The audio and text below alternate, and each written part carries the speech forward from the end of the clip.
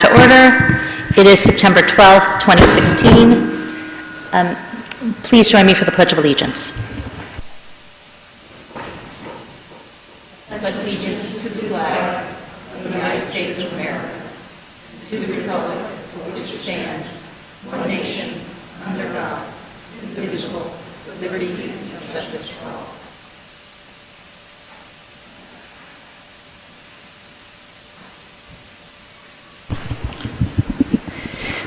Welcome to the council meeting. We have a fairly heavy agenda tonight, and we are trying something new where if you see under ordinance public hearings, it says 8:30 p.m., and the intention is to move to the public hearings at 8:30, no matter where we are in the agenda. However, looking out, I'm not sure, we might get there before 8:30, and then we will decide what we're going to do, because I don't want anybody to feel like they were coming here at 8:30 and we've already done the public hearing. So why don't we start, and then we'll see where we are at 8:30. So we'll begin with announcements, and I'll start with Ms. Howard. Do you have any announcements?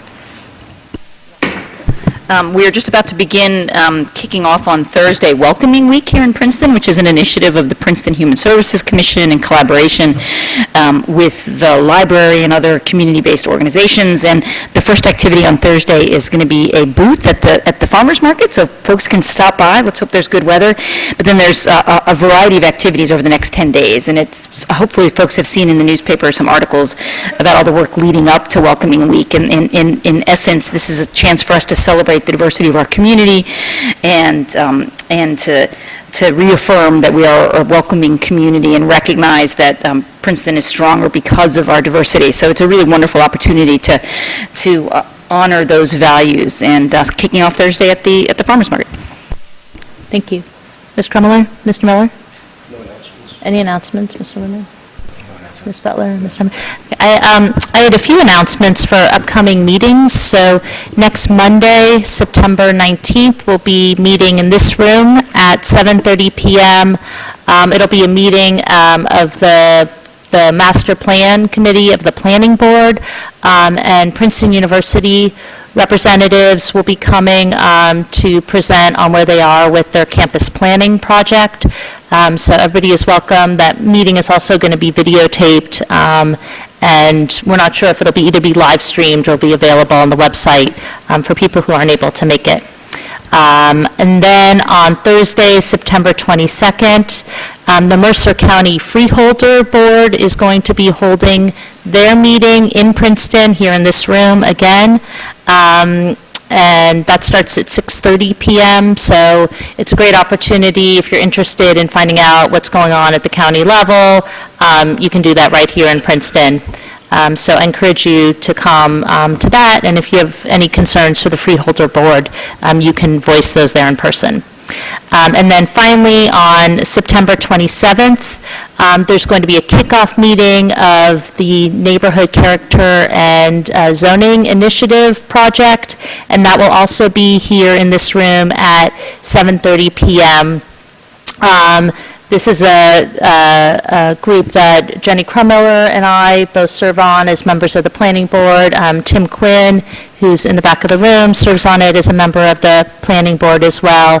And we're looking at the issue of the number of teardowns happening in the community, what's going in their place, and what options we might have to deal with it. So the consultants we hired are going to be giving a report on their findings so far, and reporting on other communities that have faced similar problems, that are facing similar problems, things that they've tried, what's worked and what hasn't worked, and things that we might want to consider.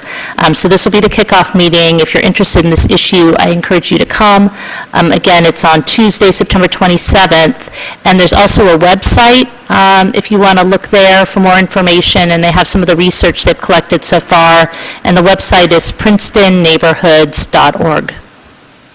And then just one last thing, on Friday, September 30th, from 8:30 a.m. to 10 a.m., I'll be in the lobby of the Princeton Public Library for open office hours. So if you have any questions or concerns, you don't need an appointment, you can just stop by and see me then. Are there any announcements from staff? Nope? Okay. Then we will move on to comments from the public for items that are not already on the agenda. And I forgot to grab that sheet. Did anybody sign up to speak on anything that's not already on the agenda?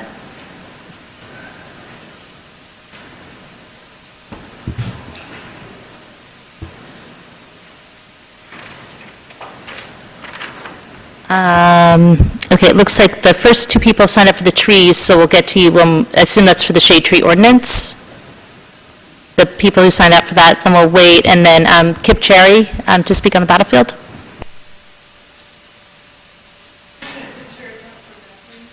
Just make, the mics seem really low tonight, so just speak right into it so everybody can hear you.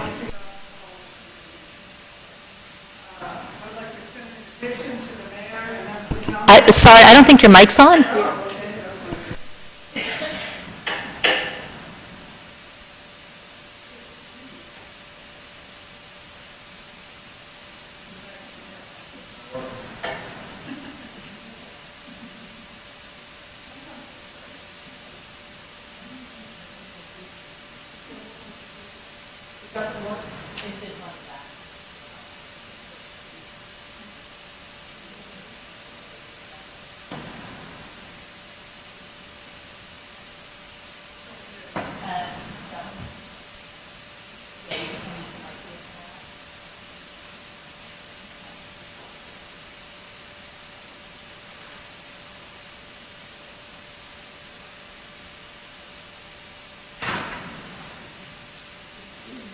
Why don't you come to the table and use the phone?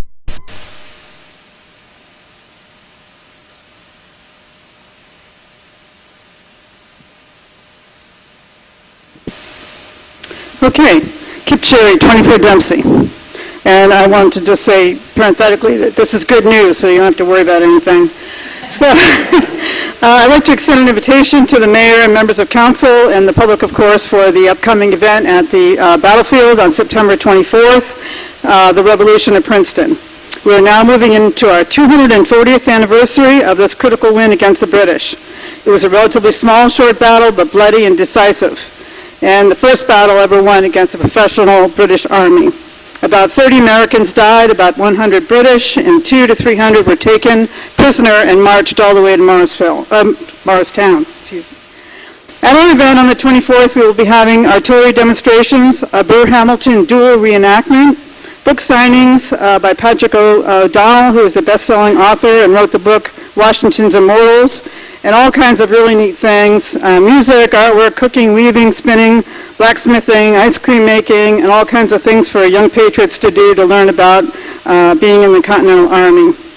I want to mention the significance of the duel, which happened in Weehawken, not here, so we sort of adopted it, and it happened about 25 years after the Revolution, so I want to make sure that's clear. But as you know, Aaron Burr was a Princetonian. His dad was president of Princeton University, and he presided over the construction of Nassau Hall. And Hamilton supposedly was here during the battle, but we're not really clear on exactly what he did, but he was an artillery guy. And right after the battles of Princeton and Trenton, Washington asked him to become part of his staff. So he clearly did some important things here, but we don't really know exactly what they were. So I can report also a couple of new things that you don't know about, and that is that we've just embarked on a major archaeology project, which we began on September 2nd with federal funds, and we will be giving a presentation to the public on October 27th as to what we're doing and getting input from the public. In addition, at the Clark House, we finally are moving into the next phase, and both the State of New Jersey and the Battlefield Society are doing two independent restoration projects. The state has been trying to squirrel away money for some time, and they finally have enough money to proceed, and we are using our own money as well. So we are doing another phase at the Clark House. It's in really bad shape, and I think that's really good news that we're moving forward. So thank you very much. Thank you, Kip. Is there anybody else who would like to speak on an item that's not already on the agenda? Yes, come up, but is there a mic, or do we not have a mic? No, we're still working. Okay, all right, yes, you can come, you have to use the little mic at the table. Just a quick question. I'm here, but I'd like to, what's my opinion about the... You got to say it, I'll give your name. Yeah. Oh, if you hear about the tree ordinance, then you have to wait till we get to that, yeah. I didn't quit you, I got it. Yeah. We'll be getting to that, thank you. yes. Hold that thought. Anybody else? Okay, we'll close public comment and then move on to reports. Ms. Howard, any reports this evening? Just to continue up on my former announcement, now report, Elisa Naylor, our Human Services Director, was awarded a scholarship from a national organization in recognition of her work on behalf of immigrants in town from Welcoming America, the national organization. She was selected from a broad pool, and she's one of just a handful from across the country, so it's really nice to see our staff be recognized, and she's going to get to travel, and she's been assigned a mentor, and it's really a recognition of the great work she's been doing, and it comes in time for our activities on Welcoming America, so it's just a great honor, and I wanted to make sure the public knew. Heather, did you want to comment on the St. Hunger packing? Excuse me? St. Hunger packing on the... Okay. Can I ask the police commissioner a question? I was talking to Nick on other matters, and the state has gone to a 911 texting system, and I think that we don't have it here locally, but the county has the 911, but I think that's something we'll want to make sure the public is aware of, so maybe the Public Safety Committee can look into it and let us know. That's great, thank you. We still have our September meeting coming up, so I'll put that on the agenda, and in particular to discuss outreach, so we can let people know. Thank you. Yeah. Ms. Krummeller, any reports? Mr. Miller? No, I'm just going to mention, just piggyback on Councilwoman Howard's report, that on September 25th, between 1 and 3, at Heinz Plaza, which is in front of the beautiful library, St. Hunger Packing, which is a program that's designed to send packages of food home with students on Fridays, so carry them over through the weekend. It's about 420 students involved. We'll have a fundraiser, and it's called Fill the Bowls, and celebrity chef Brian Duffy will be there. So anyone interested, you can go online, Princeton Human Services website, or you can go onto the St. Hunger Packing website to purchase tickets. I just wanted to mention that. Thank you. Thank you. Ms. Butler? No. Mr. Summer? Okay, I just had a couple reports. The first is I wanted to thank the fire department for holding a 9/11 ceremony yesterday. It was very nice. And I also wanted to thank St. Paul's for the display they put out. It was really beautiful, and I hope everyone got to see it. They had flags that were lining the lawn in front of the church. And I also just wanted to let council know that the clerk's office is working with the chairs of the boards, committees, and commissions to set up a couple breakfast meetings. We're splitting up the chairs into 2 groups, and this will be the first set of meetings where we'll start to talk about our goals and priorities for the upcoming year, 2017. So hoping to get those scheduled by the end of this week so everyone can get those dates on their calendars. And just, Mayor, you're sort of grouping them topically so we can think across where issues are cross-cutting? Exactly. So one is more of the health and social services commissions, and then the other has to do more with planning and zoning and environmental commission, those types of groups, and transportation. Are there any staff reports? Ms. Stockton, Deanna, do you mind sitting or just rotating a little bit so we can see you? You have to assume Bob's position at the head of the table. Just trying to make my own way, and I'm back in his footsteps now. Thank you, Madam Mayor. Just a couple of short announcements and then reports. On Saturday, members of staff and some volunteers from our Public Transit Advisory Committee will be manning a table at the Princeton University Community and Staff Day to get the word out about the freebie and other alternative transportation systems that we have in town, including the community bike share, as well as the Tiger Transit, which is open and free to all people in Princeton. And also on the 21st of September, we will be holding a neighborhood meeting for Bank Street. This has been an ongoing design project probably for the last 10 years, and we've been investigating the cost to underground utilities on that street. And so we'll be bringing it back to the neighborhood one more time just to get a definitive answer as to whether or not they're interested in pursuing assessments for the cost of the undergrounding. Otherwise, we'll move ahead with finalizing plans so that the road project can move ahead next summer.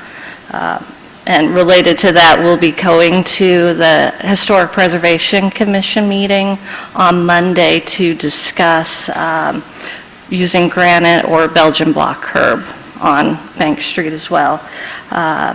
The Snowden Lane Sewer Project that we're working on in conjunction with the Sewer Operating Committee started today, and it's estimated that that project will take about 10 weeks' time. The work is proceeding on Snowden Lane from Overbrook.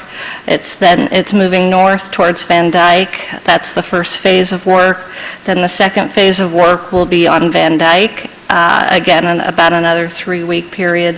The third phase then will go from Van Dyke up Snowden Lane, approximately 1,100 feet to complete the project.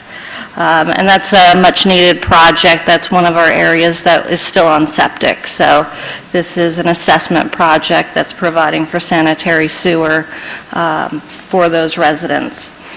Valley Road work is pretty much completed except for the pavement, the milling and the resurfacing project. We are waiting for the water company to finish their water main connection on Harris Road, which ties into Valley Road, but that should be completed within the next couple of weeks. And so I think at the next meeting, we would be coming to council with a resolution as to whether or not you want to move ahead with the milling and resurfacing of Valley Road this year or next year. If you recall, we have money from the state that's dedicated to the paving costs for the project, and based on the governor's shutdown order 210, we can't move ahead with that work. And so we would be looking to council to give us an indication if you want us to move ahead to get paving completed prior to winter, or if we should button it up for winter and wait until the spring when hopefully the Transportation Trust Fund has been replenished. How much money are we expecting to get from the state for that project? We had a grant of approximately $280,000 from the state, and the way their system works is you get 75% of that money up front. So we've already received our 75% allotment, so we're looking at about $70,000 that is still outstanding from the state. Yeah, Ms. Krummeler? But isn't it true that it's okay to wait? I mean, it's almost to wait and leave it without that smooth surface on just for the winter. I mean, it's okay process-wise for the road. For the road, it's fine. We may be incurring additional mobilization costs if we put the contractor off for the 4 to 6 months. And then we also are subject to changes in the cost of asphalt, which it reflects back on the cost of gasoline. There is an allowance within our contract, so if the price does change, then we have to pay more money, but if the price doesn't change, then that line item goes away. So it's also subject to coming into play. And Dan, is there any risk that if we do pay for it, that the state doesn't come through because they say, well, you found the money? That's what I think. That would be my fear, right? That's always the risk, but there have been a lot of municipalities around the state that are just moving ahead, and so I think they may get to a point with political will by the time they work through this shutdown order, that there may be a backlash of not paying us back. The other thing we might want to consider doing, especially if we decide to wait, is to put together a resolution in support of some legislation that Assemblywoman Moyo has proposed, and that is to have the state compensate municipalities for any additional costs that they incur for delays because of the shutdown. So I think maybe at a minimum, we can try to put something like that together in support of that for the next meeting. But I think it would also be helpful for us to understand, I know you can't predict the future, but just what the variables are, if we can just do a quick summary of what the different factors are so we can make an informed decision about what the risks are either way. Yep, I'll bring that back to the next meeting. Okay, terrific. Thank you. Can I ask a quick question, follow-up? Residents often express a lot of interest in putting the utilities underground, the telephone wires, et cetera. Do you have a number handy at the tip of your fingers? I don't mean to put you on the spot about what the estimated cost of that is per residence, if that's how you have it. We have it, yeah, we have it per address for Bank Street, and it's currently estimated at about $70,000. We did the same exercise for Edge Hill Street a couple of years ago, and for that street, for the utilities that were involved, it was approximately, I want to say about $50,000 to $60,000. Thank you. And that's with a lot of our staff figuring out ways to cut costs. Yeah, those costs are way lower than what was originally proposed. Putting wires underground is just astronomical. People have to, I mean, it's just something that I hear about constantly, so any chance I get, I want people to understand that, because it's hard to swallow. Right, and unfortunately, there is no legal requirement for the utilities to pay for it, and they can't pass it on to the ratepayers, so it's passed on to the benefited users. Okay, thank you. Are there any other reports from staff? Mr. Huff?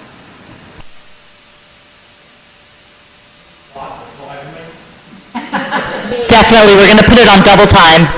Yep. Bob, no microphone. Oh, we need to hear you. We need you for the recording, even though people in the room don't need you.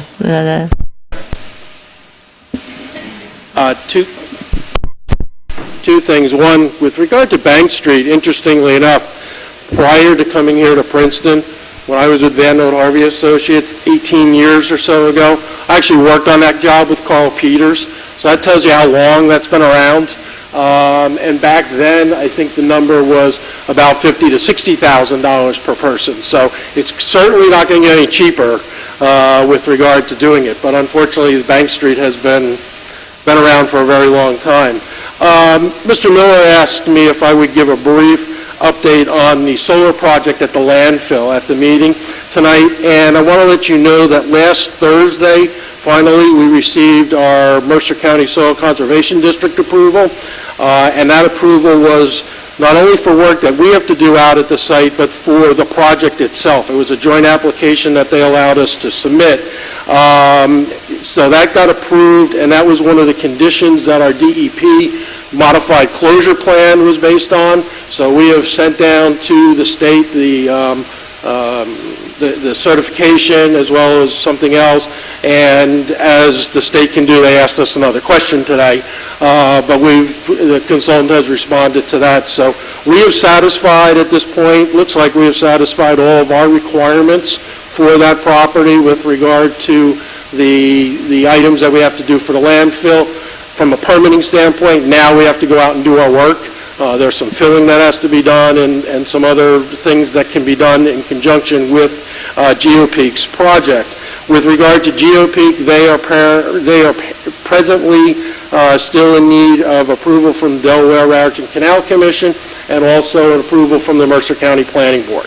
So they are working towards those. The last I heard is that they are going to be targeting the October 12th County Planning Board, and they continue to work with DRCC. So once they get through those approvals, they will be able to begin their work. We've had numerous conference calls over the last couple weeks, keeping everybody, the attorneys for both sides, staff from both sides, GOP, everybody up to speed. So that's where we are. I would expect that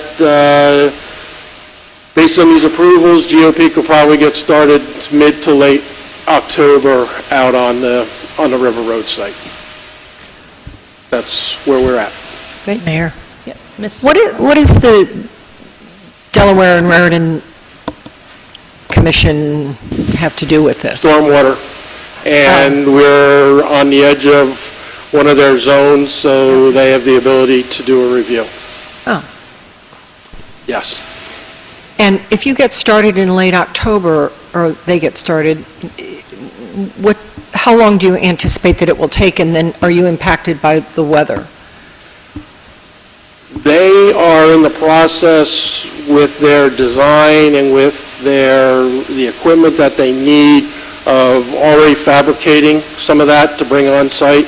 There are other things that they will have to fabricate out at the site once they get the approvals to do it, in particular the footings, the concrete pads that they're going to be putting that they're going to be putting on top of the landfill, which then they will be putting the equipment on. They plan on pouring out at River Road, and then they'll cure and then moving them over.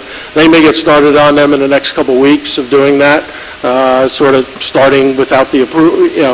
They don't need the approvals to obviously make concrete blocks. They just need it in order to place the concrete blocks.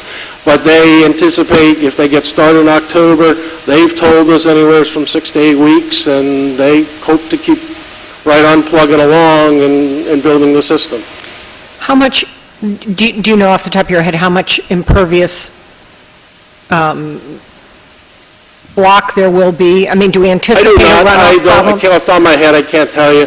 But they've had so far 2 PEs and some other people put together calculations for DRCC to get through this process. And quite honestly, there's really no, when they look at the cap that's already on the landfill is predominantly a clay cap to start with.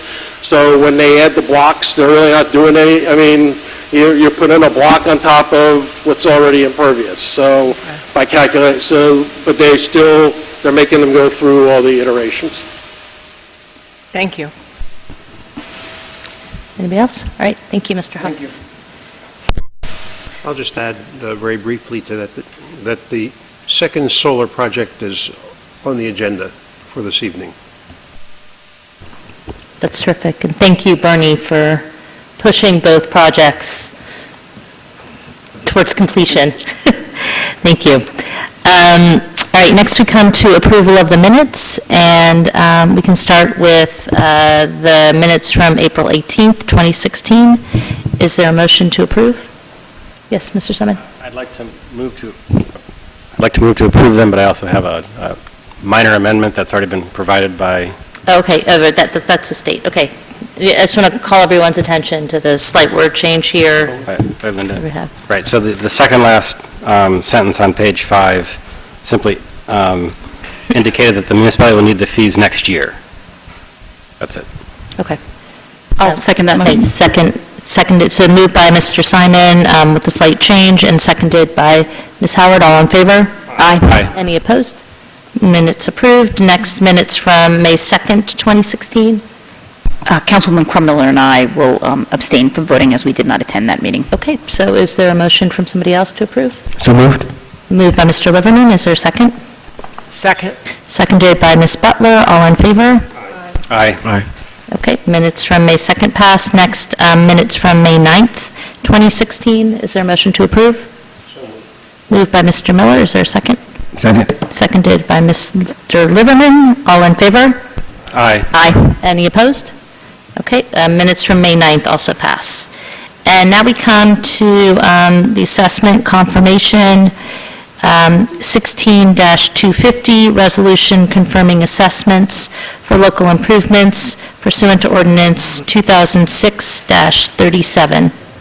And I'd like to invite back up Mr. Huff to brief us. And I also believe this is the last of these sewer assessments that are old. Is that Yes. correct?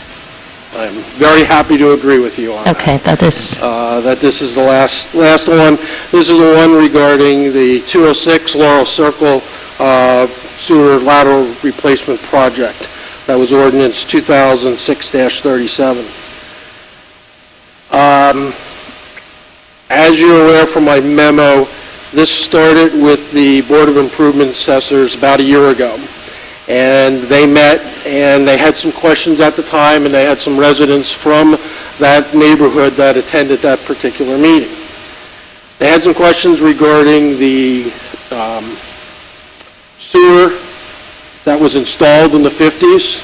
They also had some questions then regarding the length of the laterals and the work that was done and the crossing of adjoining properties in order to provide service to some of these properties.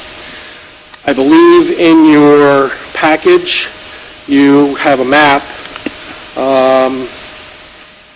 And if need be, I can get it put up on the screen. But in summary, the sanitary sewer, as it was designed back then, was not constructed by the developer in accordance with the then approved design plans. So as a result, a number of properties, 6 in particular, had extremely long sanitary sewer laterals that crossed adjoining properties in order to eventually reach the sewer as it had been constructed. When the Board of Improvement Assessors met a year ago, like I said, they raised some concerns. We went back, we looked at it. They, in turn, met themselves, individually with myself and Mr. Kaiser. There were some discussions with the administrator to determine, to hear some of their concerns and their thoughts. And one of their thoughts had been that they should only assess, these people should only be assessed for the portion of work that was done on their private property, their own specific lot. That was discussed then with the Sewer Operating Committee, of which Jenny is the liaison. It was subsequently also discussed with the Public Works Committee, of which Patrick Burney and Jenny sit. And the conclusion came from those groups is that relief should not be granted, that they should, these property owners should pay for the improvement that was made to their sanitary sewer lateral. The sanitary sewer lateral, as you recall, is the piece of pipe that goes from their property, from their structure through their property and ties into the sewer main. Can I interject to explain our reasoning a little bit, or are you going to? I'm going to touch on that also. And I just don't want to sound like we're just cold-hearted. No. So when all those groups looked at it, it was their opinion that other property owners, when these assessments are done, pay for the work that is done to their sanitary sewer laterals. This is a unique situation with the sanitary sewer being in an easement behind properties. We do have this in other places, but we went back through our records, Bob Kaiser and I, and could not find any other instances where a project had occurred where the sewer had not been constructed all the way through as per the design in the sense of reaching all the properties. But it was determined that these laterals served these properties. They had been constructed that way. Other people who have long laterals also have to bear the cost of any repairs that happen to their sanitary sewer laterals. So it was several meetings for some of these groups that discussed the SOC in particular, that discussed these assessments and determined that it was in the best interest of the municipality to complete this ordinance as it was intended and assess the entire work of the lateral to the property owners. Subsequently, we reconvened the Board of Improvement Assessors. It took us a bit to get them back together. They met on April 20th. We presented to them the original final assessments based on the work that was constructed, and per their request, we also presented to them these modified numbers, which was for only the work done on these people's private property and not for the extended lengths of the sewer. We explained to them the meetings that had occurred with the Sewer Operating Committee, with staff, with the Public Works Committee. Upon conclusion of that, the Board of Improvement Assessors did a report that you received. They're signed off of the assessments, and they recommended, remember it is a recommendation, they recommended to the governing body that relief be granted and that only the portion of work done on somebody's private property be assessed. We went back, we spoke with various members of the various committees, brought them up to speed on where we were. With their then coming on summer, it was a conscious decision of myself with Mark and other staff that the best thing to do is not to do this over the summer. Thus, we're here before you tonight in early September to provide you with this and to request that these sewer assessments be confirmed. The report that you have references all the events that have happened. The resolution that you have before you tonight is based on confirming the original ordinance from 2006, because that original ordinance, as stated in the resolution and also stated in the beginning of my memo, states that the property owners were to be assessed for 100% of the cost of the sewer work. So we have written the documentation tonight to present to you as if 100% of the sewer work is to be assessed to the various impacted property owners. Lisa, Trishka, myself, Mark, have worked to put that together for you for tonight, and certainly I can answer any questions you may have, and certainly it is a public hearing to open up if there's any public here before you make your decision on what direction you're going. Okay. I just want to say, before we get into the specifics of this, I know this particular set of sewer laterals has special issues with it, but I want to just state for the record that these bills should have gone out in 2006, 2007, and we apologize that there's been such a delay. And I know it's probably cold comfort to the people who've been individually affected by this, but we now have mechanisms in place within the organization, so this will never happen again, and that we're going to be up to date on our billing. So before we get into the discussion, I just wanted to issue that apology.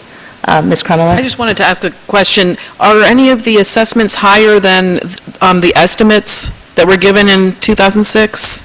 The approval tonight that we're asking you to do, there are I believe it's three property owners who their assessments will be held at the pre-assessment amount.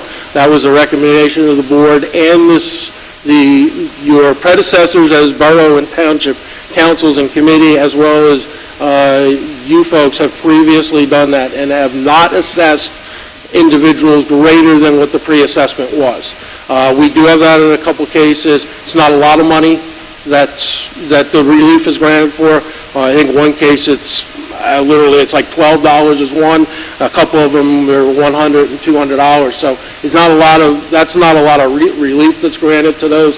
But yes, it does include those, and you have done that in the past where you have not assessed anyone above what the pre-assessment amount was. Are there any other questions before we open up the public hearing? Okay. All right, I'd like to open up the public hearing then to anybody who'd like to speak to this. Okay. Seeing no one, I'll close the public hearing and bring it back to council. Is there a motion for the resolution? I'll move it. Moved by Ms. Krummuller and seconded by Mr. Miller. All in favor? Sorry, yep. I actually have a comment. Okay. So the Board of Assessment this is not their recommendation, but this is the recommendation of staff. This in is the consultation way with members. the original assessments were presented to the Board of Improvement Assessors. This is in concert with the original bond ordinance from 2006. And if you say from the staff standpoint, yes, this is consistent with what you've done in the past of doing it, so, but it is not the recommendation of the Board of Improvement Assessors. Right, and so I guess then, does this sort of call into question why we have the board? I know in the former borough, we just looked at these. Well, we are, I think the plan is for the council to take over Take that on job this. next year. But even with the Board of Improvement Assessors, in the language establishing them allows for this process we're going through now of it coming to council. That is correct. And I will tell you that the Sewer Operating Committee has made a recommendation to myself and to Mark, and I believe at some point we'll probably put it into writing, that the Board of Improvement Assessors be eliminated in 2017, and that the council act as the Board of Improvement Assessors.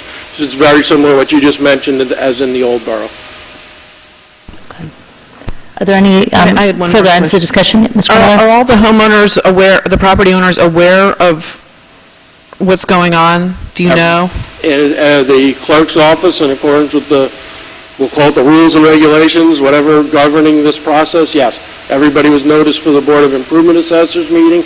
I will tell you that at the April meeting, there was one property owner who showed up, and it was not an impacted property owner that attended, and all noticing has gone out through the clerk's office and has been checked by both myself and Mark to make sure everybody got that taken care of in conjunction with Linda's staff. All right, is council ready to vote?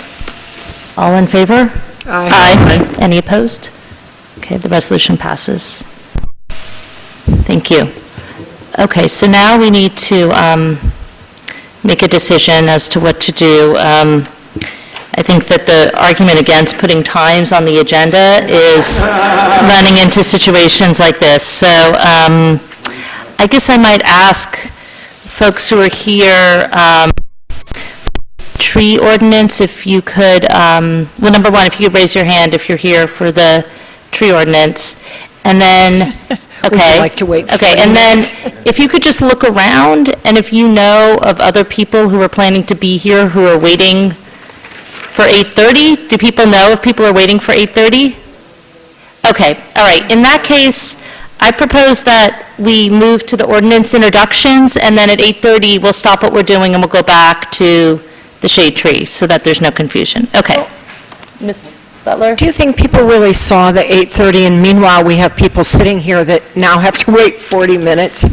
I think they'd rather get the show on the road, wouldn't they? Well, I feel like if we put a time on the agenda, I think that's the problem with putting a time on the agenda. I have to say, I didn't even notice it until you mentioned it, just... Well, we spoke about it at the agenda meeting as a way to try this out. So, Lesson learned. I'm just, yes, I agree that since it was written down, I didn't notice it either, but yeah, and I don't feel know like what we there's can do. somebody from the public who said that there are people who are planning to come at 8:30, so. Yeah, my recommendation would be, since we've said it, that we should stick with it, and in the future, when we set dates, times, we should set them earlier, I guess, so that we Or have we say flexibility, yeah. super, I mean, Approximate 8:30. Yeah. or we, yeah. Or we don't put the times on. Yeah. Okay. Okay, so let's move to ordinance introductions, and then we'll move back. So we'll start with 2016-36. Oh, are you here for the shade tree ordinance? Wait. Oh. What's that? Oh, you're not, okay. Oh, you were, okay, thank you. Okay, so we'll start with 2016-36, refunding bond ordinance of Princeton in the County of Mercer, New Jersey, providing for the refunding of all or a portion of certain general improvement bonds of 2007 and general improvement bonds of 2010, originally issued by the Borough of Princeton, and general improvement bonds of 2009 and general improvement bonds of 2011, originally issued by the Township of Princeton, appropriating $16 million, therefore, and authorizing the issuance by Princeton of one or more series of refunding bonds in the aggregate principal amount of not exceeding $16 million for the financing the cost thereof. And I don't see Sandy here, so Mark, can you, In a nutshell. in a nutshell, I assume Well, we this could do is it very quickly. refinancing these bonds for at a better interest rate? Very simple. It's just like a refinancing that someone would do at their home. We're taking bonds from 2007 to 11. They have the ability to be called and refinanced. We will be refinancing them based on a net present savings. If we do this refunding of $640,000 for the life of these current bonds. So you're simply just refinancing. Terrific. Is there a motion to introduce? So moved. Second? It's moved by Ms. Butler and seconded by Ms. Krummeller.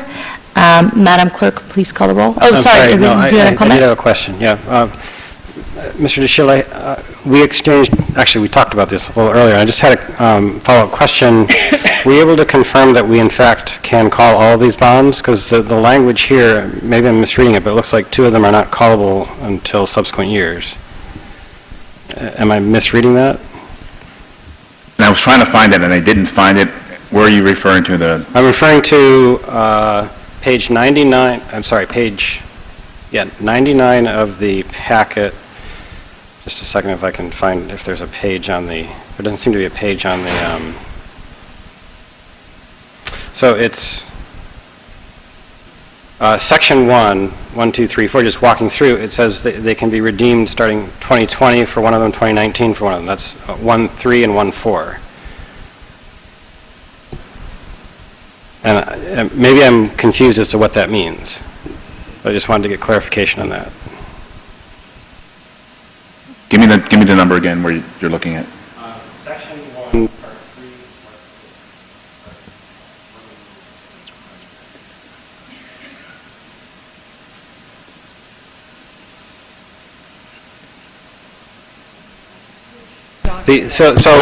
I'm sorry. So let me read the sentence that has me confused. The first one. The 2010 refunded bonds are subject to optional redemption in whole or in part on any date on or after February 1, 2020, at a redemption price equal to 100% of the principal. Are they callable by us now? What is that saying? Is that referring to the callable date by us, or is that a different date?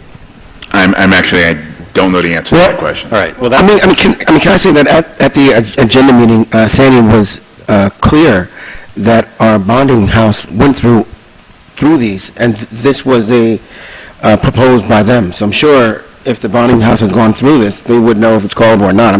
That was a report to us at the agenda meeting. Well, this is also an introduction, so we can cover this when during the public hearing. I But can I get would the like an answer for answer to that. And of course, I'm not trying to stand in the way of saving $640,000. So. Okay. Madam Clerk, please call the roll. Ms. Howard? Yes. Ms. Crum-Miller? Yes. Mr. Miller? Yes. Mr. Liverman? Yes. Ms. Butler? Yes. And Mr. Simon? Yes. Motion carries. And the public hearing for this ordinance will be on September 26, 2016. Next is 2016-37, authorization of $95,000 to acquire permanent right-of-way dedications and temporary construction easements from 5 properties on Cherry Valley Road, number 200, 206, 212, 222, and 224, in the municipality of Princeton for road improvements. Ms. Stockton, can you just explain what this is for everybody? Sure. This project that the right-of-way is needed for is the 4th project that we've worked with Montgomery Township under a shared services agreement. This road improvement project extends from where the county bridge project ended at Jefferson's Curve and extends through Cherry Hill Road. The roadway is currently 20 feet wide. The proposal is to widen the road to the master plan size of 34 feet curb to curb, including on the south side a 6-foot paved pathway. And based on the alignment and the topography of the land, it's been determined that we need to purchase permanent right-of-way as well as construction easements from 5 properties on the Princeton side. Montgomery is also, for their part, purchasing temporary construction easements from, I think it's 7 properties on the Montgomery on the north side of the roadway. We've had appraisals done, and this is the step that will allow us to move ahead and make offers on the properties. Okay, thank you. Are there any questions for Ms. Stockton? I have a question. On these joint projects, are they spending about an equal amount to what we're spending, or how does that work? The shared service agreement provides for a 50-50 cost sharing for the improvements. So we share the costs of the design and construction as well as this right-of-way work. So at some point, will you come back and ask us for to fund half of the Montgomery part? Is this half or whole of all of this easement purchase?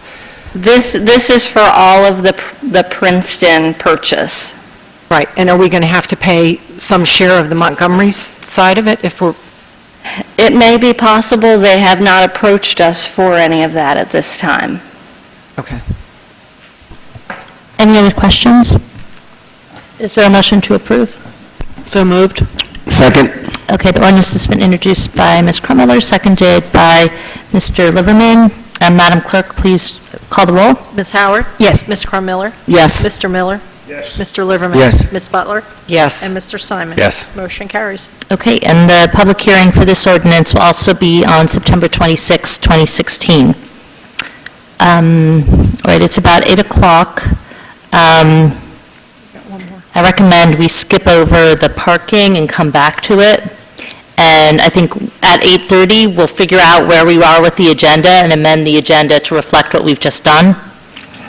This is an experiment tonight. And let's move on to resolutions. So the first resolution, 16-251, resolution of the mayor and council of Princeton authorizing the termination of the contract known as the placement and removal of solid waste dumpsters with Future Sanitation Incorporated. And we've been asked to put a hold on this resolution. I thought we were, what about this? We got something today about... Oh, did we? Doing an emergency something. No, or other. that's the next one, I believe. Future Sanitation.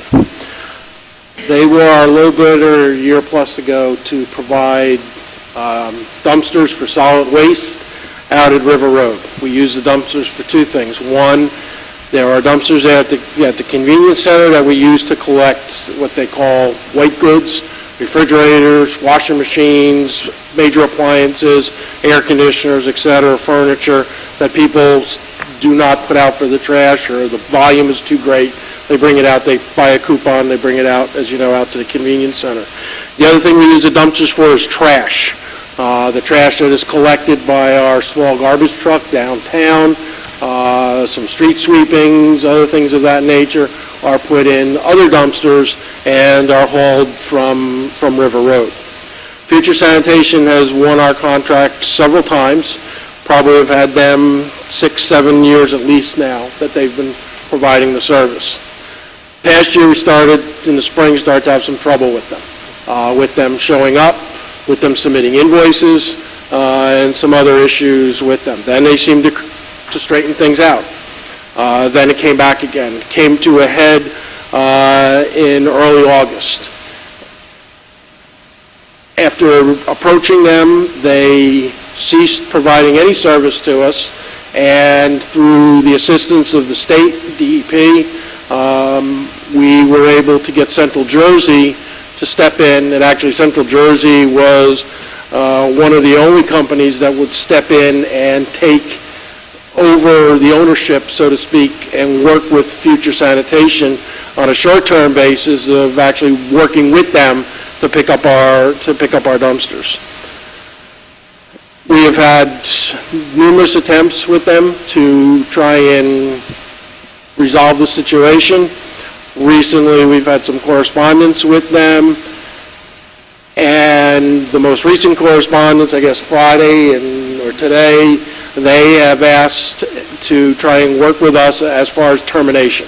We were coming to you tonight to terminate them and to ask for your authorization for us to go out with an emergency contract for the rest of this year to have dumpsters for whatever it takes the next month or two in order to go out to bid. Future's contract was a 2-year contract that ended at the end of this year.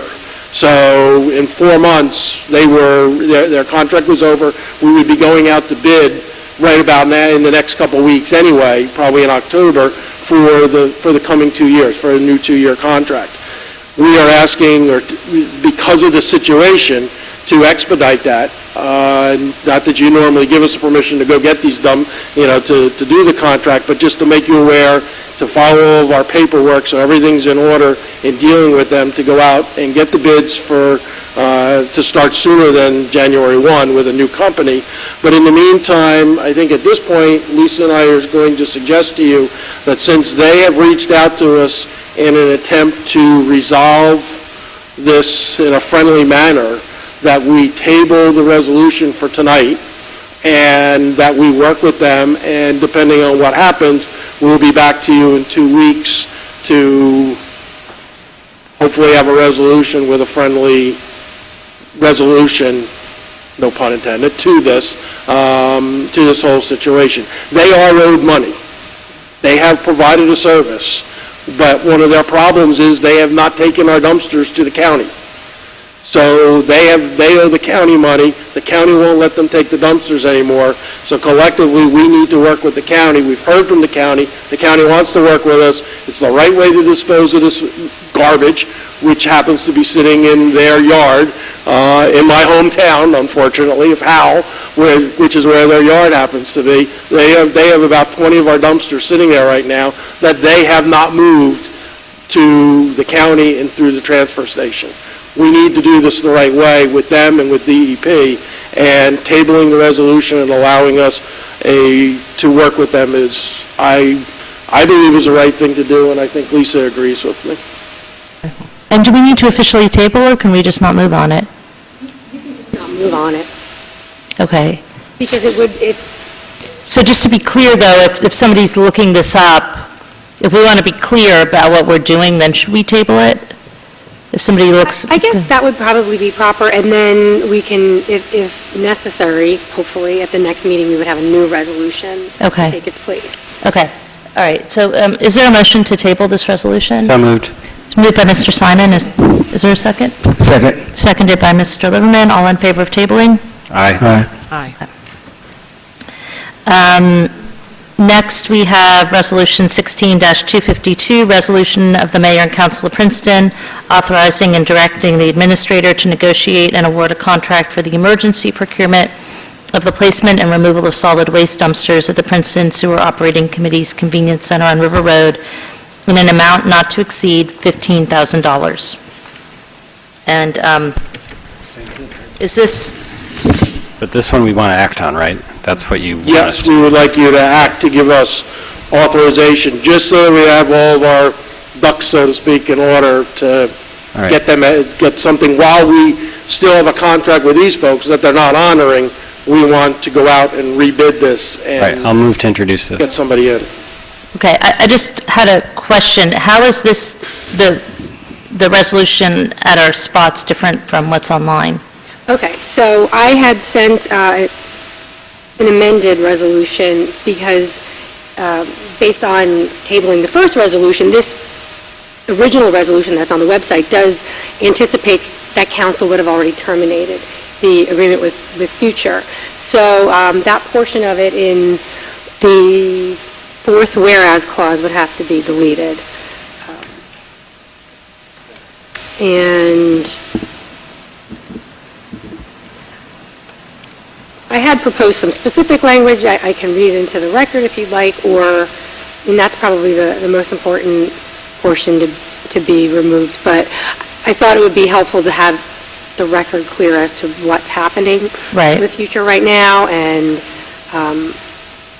the status of things, just for the record, and in case there are issues in the future. All right, do you want to read it then quickly? Yeah, I'll read it at per each, so it's the first change would be to the fourth whereas clause, and it would be, the proposal is to amend it to provide, whereas Future Sanitation Incorporated, the contractor hired in June 2015 to haul and dispose of the waste from the solid waste convenience center until December 31st, 2016, has not performed the services required under the agreement with Princeton as of August 8th, 2016, due to credit issues with the Mercer County Improvement Authority. And then the fifth paragraph would be amended, or it's actually a new fifth paragraph, whereas due to Future's inability to complete the services as required and other extenuating circumstances, the director and municipal attorney's office are working with Future to draft an agreement amicably terminating the 2015-2016 agreement and resolving all outstanding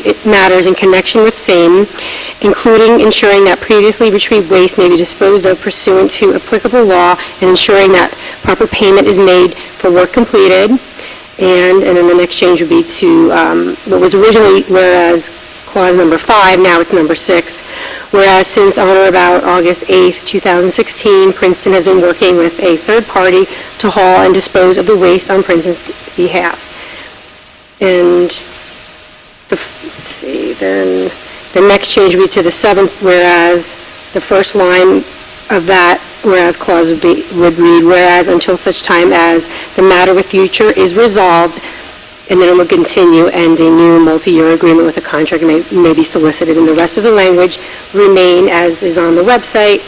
And then the last change would be to the first portion of the council's finding, and it would state, the council finds that Future Sanitation's inability to complete the required services under the agreement with Princeton for the placement and removal of solid waste dumpsters for 2015 and 2016, along with the continuing need to have a third-party contractor haul and dispose waste from the PSOC Solid Waste Convenience Center on a weekly basis, does constitute an emergency affecting the public safety and welfare.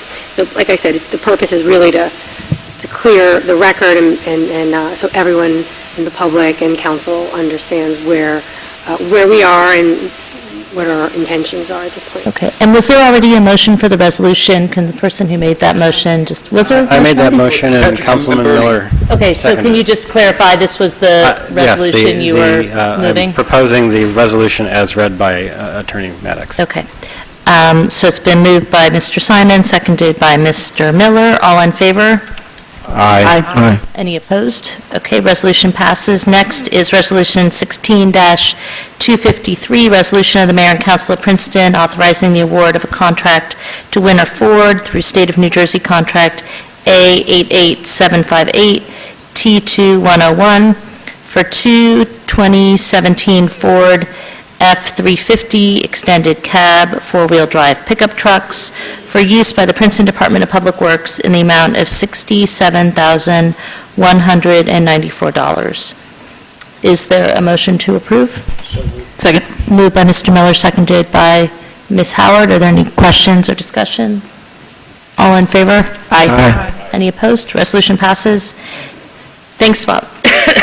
Next is 16-254, resolution of the Mayor and Council of Princeton authorizing a professional services agreement with Miller, Porter, and Muller, P.C. for the purposes of representing the Princeton Planning Board in the matter Ziad and Nada Hadaya versus Princeton Planning Board, docket number MERL 1549-16, not to exceed $30,000. Is there a motion to approve? I'll move it. Moved by Ms. Krummeller and seconded by Mr. Liverman. Yes, Mr. Simon? I just want to, what jumped out at me on this resolution was the hourly rate, and I want to thank the legal committee for the work they've done to try to get that under control for next year.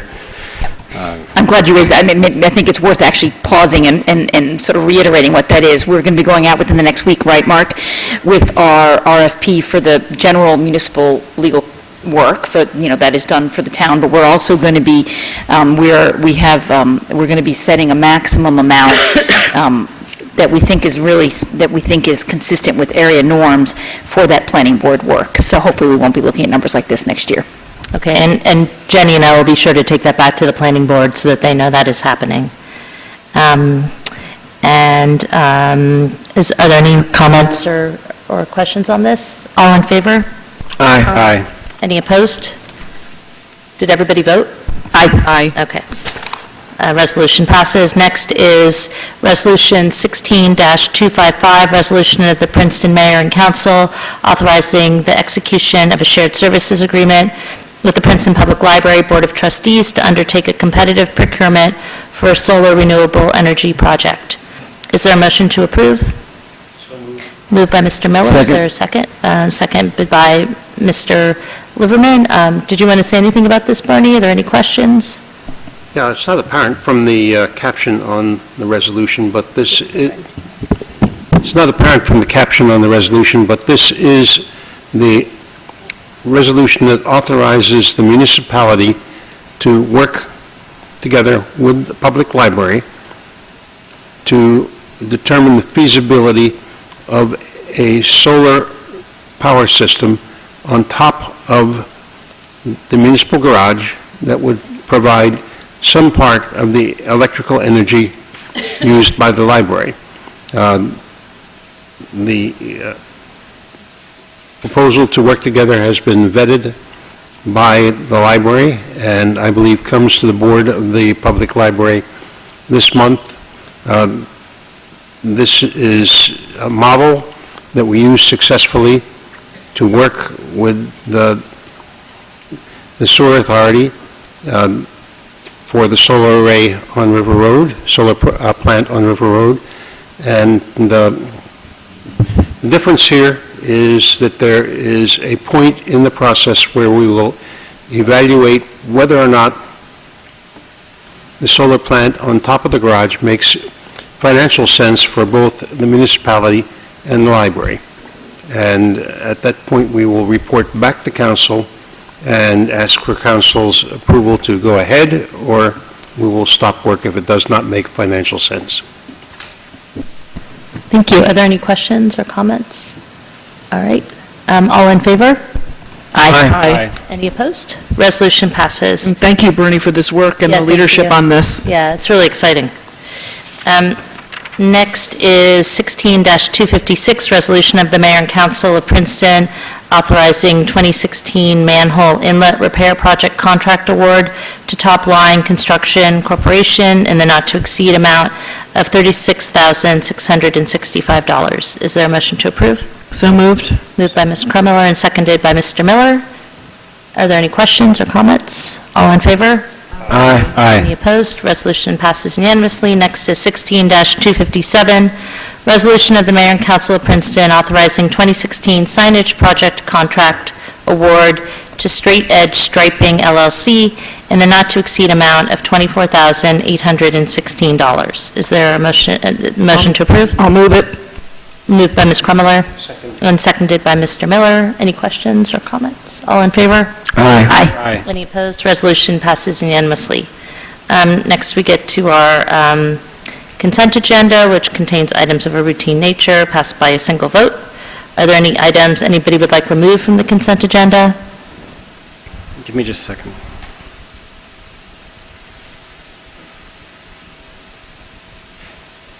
No. No? Okay. Is there a motion to approve? So moved. Moved by Mr. Liverman. Is there a second? Seconded by Mr. Miller. Thank you. Too many cough drops tonight. All in favor? Aye. Any opposed? Okay, consent agenda passes unanimously. And now, We can do the cable, if you want to do that. Mayor, I think it's okay to go back now to Shade Tree because I think so. But first, I would say, why don't Get to we, it. why don't we revise the order of the agenda, and then we'll do the shade tree, because we'll have a presentation, and then by the time we open it up for public comment, it should be close to 8:30. So, could I get a motion to revise the order of the agenda to move from the assessment confirmation directly to ordinance introductions,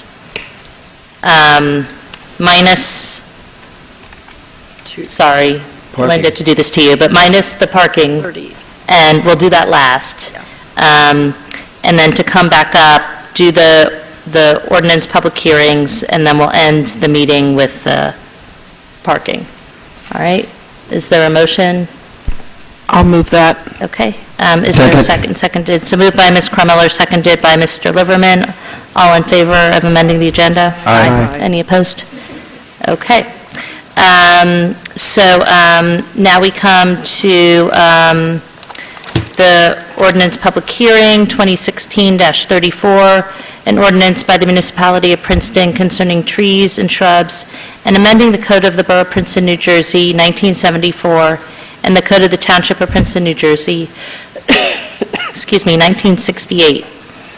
And before we open up the public hearing, I'd like to invite up our arborist, Lorraine Konopka, and I know in our packets, everybody received a proposed amendment from the Shade Tree Commission. So I don't know if somebody wants to present that to council, just so that's on the floor. I think Lisa was prepared to Oh, do Lisa that. can do it. I'm sorry. I was actually going to... Okay, that's perfect. Since the original introduction was back in June? The 8th.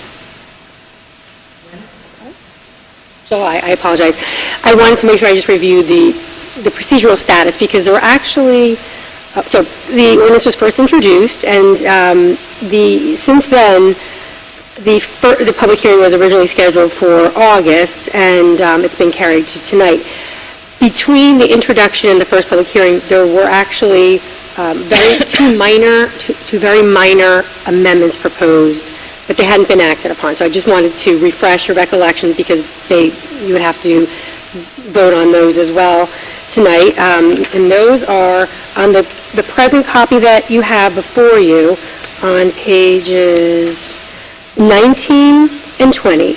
And if you look under C1, the last sentence where it says no contractor shall disturb the soil within a tree protection zone, that was not in the ordinance that was originally introduced. So that was new as of the August meeting. So, and that was not voted upon in August, so that would need to be voted upon tonight. I'm sorry, I was pulling it up. So what was the... Page 19, which is, let's see, and then under C1, the very last sentence in C1, where it says no contractor shall disturb the soil within a tree protection zone, that was not within the ordinance as introduced.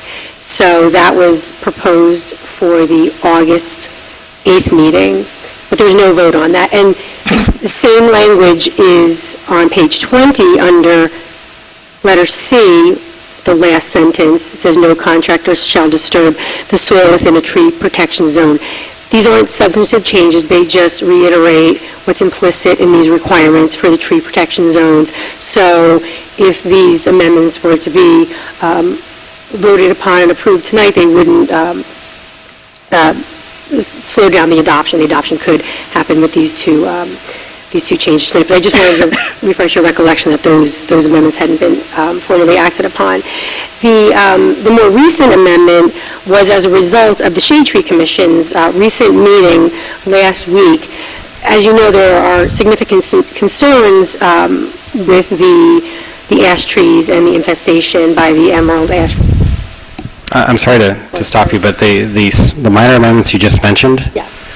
we must have a pagination issue, because on my copy, and I just looked over at Ms. Butler's, both of them are on page 19, just FYI. There might be some kind of pagination issue with the copies we've got. Okay, I probably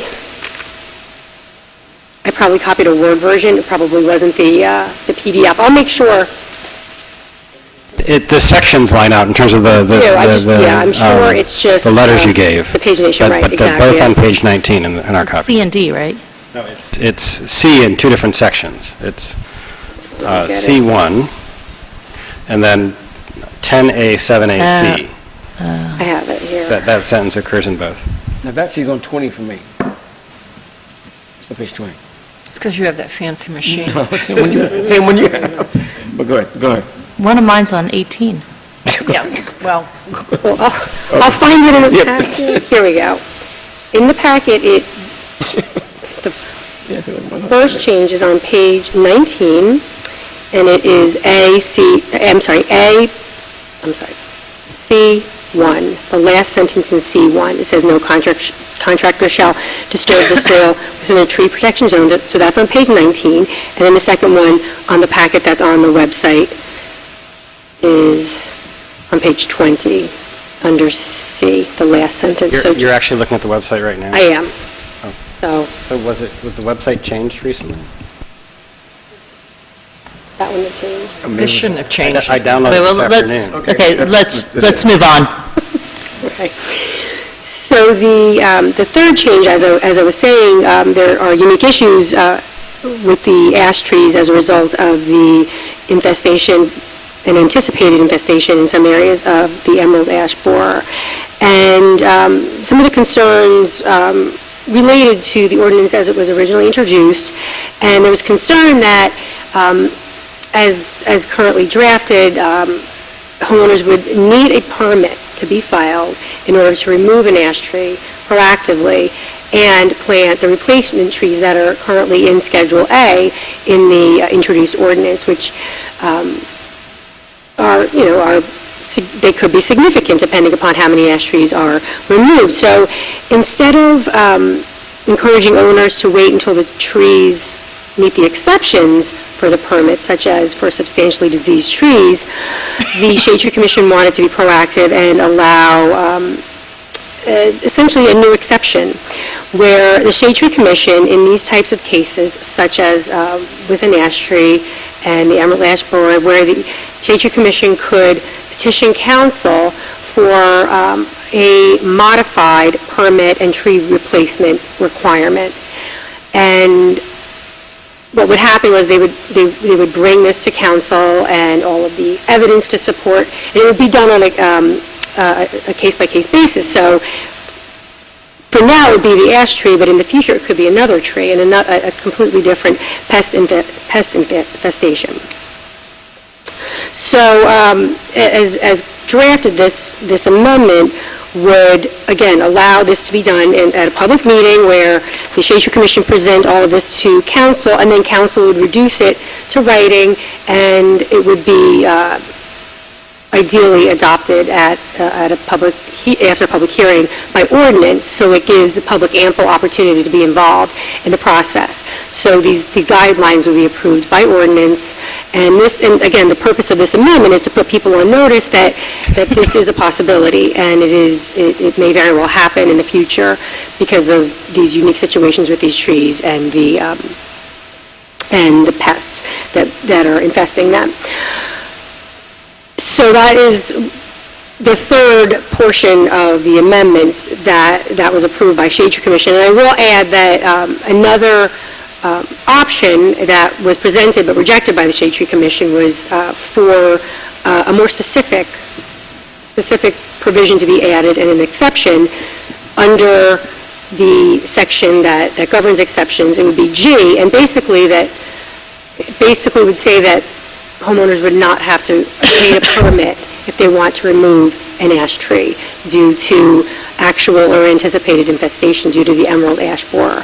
So there would be no permit required, no replacement trees required, and it would just be a pure exception under the ordinance. And that's just another way of handling the situation. Again, it was not recommended by Shade Tree Commission, but it had been discussed and presented, and it was just not the way that the Shade Tree Commission was interested in moving. But I wanted to give you that as some background, as an option. But there are also members of the Shade Tree Commission and the municipal arborists here to answer any questions and discuss any of the other issues. So,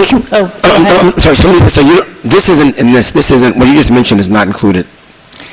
It is shown it's highlighted in yellow as a proposed amendment to the ordinance, but it has not been, it is not part of the ordinance. So it would be an amendment to the ordinance, and it would be a substantive change. So it would require, you would have to vote on the amendment tonight, but if you approve the amendment, then the final vote on actual adoption of the ordinance would take place at a subsequent meeting. So would that mean that we could reintroduce, I mean, it would be introducing it tonight? Well, procedurally, it's akin to a reintroduction, but it's not exact. It is similar because you have to publish notice again. Okay. And you have to have another public hearing. Okay. But technically, it is just amending the ordinance as But introduced. we will only need one more hearing on it. Absolutely. I mean, I don't mean to say only. Lisa, can you just take a step back too, because I know there's probably a lot of the public is here, not just for this one particular issue, but for the other aspects of the ordinance. And I know one of the points of confusion, and we have the whole ordinance in front of us tonight, which is very helpful, but what trees were exempt. And so if you have a tree that's sick or that's dead, that's treated differently than if it's a healthy tree. And if you could just go through that section so that there's clarity on that. And this version of the ordinance includes the entire chapter 22, so it is easier to find these sections. So it's section 22:6. I'm sorry. Yeah, it looks like 2212. I'm thinking about 2212. 2212. These are the exceptions. So the first is a tree that poses imminent danger to life or property, or where removal is in response to an emergency, such as a traffic accident where the tree is causing a major hazard. And in that situation, there are some notice requirements included. Notification has to be provided to the enforcement officer soon after the removal of that tree takes place. But other than that, a permit does not have to be filed, and no replacement trees have to be planted. The next exception is for any tree that's fallen solely due to a result of storm damage or other natural causes, and there's no permit requirement for that, and there's also no notification requirement because it's already fallen, so there's no reason to do that. A member of the public can always notify the enforcement officer. It's probably a good idea, but it's not required. The next exception is for a dead tree or substantially diseased tree as a result of natural causes or storm damage, where the tree is still standing. The person desiring to remove it is the owner of the land on which the tree is located. And again, it's another situation where the person has to notify the enforcement officer, and then the enforcement officer also verifies that the tree is dead or substantially diseased of diseased as a result of natural causes.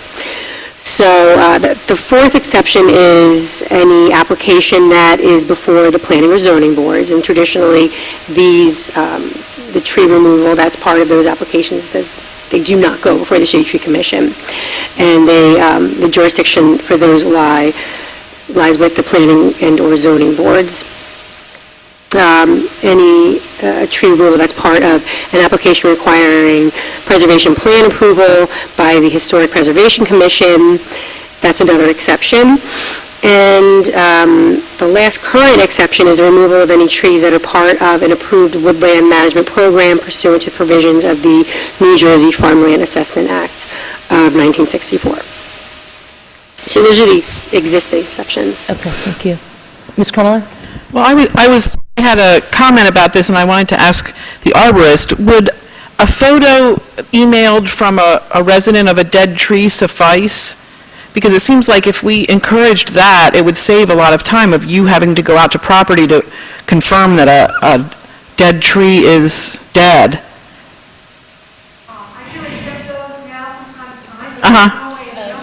You need to use the mic. You mean you have to trust the homeowner? Yeah, I mean, it seems like it might be a good trade-off for all the time it takes for you to have to go out. Yeah, no, but sometimes, you have to build a trust with, I do have, there are some folks that I deal with on a regular basis where it's a certified arborist or it's a certified tree expert with a tree company, and they're sending in a lot of different things, and they're doing dead tree removals, and I have accepted, pictures of that. Yeah. But I don't think as a general rule across the board, because unfortunately, so you see what I don't see, I'm sure. People will say they're only taking down one dead tree, but then they get rolling with the work, and they've got the men on site, and they've got equipment humming, and tend to have some add-ons from time to time. Not always, but it's... I was just thinking, because I was having a discussion with Ms. Butler about the expense of and all the time it must take to go out and confirm dead trees, so and I have a big No, dead it- tree in my front yard, so. It adds up. It does, yep. Are there any other comments or questions from council before we open up to the public? Ms. Butler? Yeah, Lisa, just to clarify, so we're really just talking about this paragraph under the exceptions as to how we'll go about creating exceptions? I mean, how we'll go about handling situations like the emerald ash borer, where we have an epidemic or natural disaster infestation. Correct. The way it's drafted, there would have to be a second ordinance to actually put into effect any provisions that will govern that specific tree and that specific outbreak. So this is just the procedure. It doesn't speak to the ash tree. You would have to actually address that by a separate ordinance. And it was also considered, originally, the idea was to do this by resolution. So I know that would be easier, but there was some discussion as well about the difference between a resolution and an ordinance, and how an ordinance has at least two public meetings before it is adopted, and that would give the public more opportunity to be involved. So that was what was... Right, but it's sort of a double-edged sword, because it takes a lot longer, and we had one meeting in August, so it's been a month since our last meeting. If we found ourselves in a situation where we wanted to act quickly and you needed to wait for 2 meetings instead of being able to pass a resolution to act upon something more immediate, it does take a lot longer. Correct. But I think the council may change the language to provide that instead by ordinance, that where it currently reads ordinance, it says by resolution. Lisa, you might stress the fact that, or let me stress the fact that we did talk about the difference between doing this by resolution and doing it by ordinance. And it was the sense of the Shade Tree Commission that doing it by ordinance gave the Shade Tree Commission the opportunity to make the public aware on at least two different occasions, that there was either something similar to the emerald ash borer or something similar to the Dutch elm disease that the municipality had to deal with, and that individuals, homeowners, would have to deal with also. So the intent was to try and get more transparency, more clarity, more information out to the public. I mean, the process could have been done administratively, and perhaps a press release given to the local papers, and they would run it. It could have been done by resolution. It could be done by resolution in one meeting, or as was recommended by the Commission, Shade Tree Commission, be done by ordinance, so that it would be discussed at ordinance introduction, and again at the voting of the ordinance, and perhaps by doing it at two separate meetings, there'd be more of an opportunity for the public to become aware of exactly what the issue was that the municipality was acting on in terms of an infestation or a disease that was affecting the trees.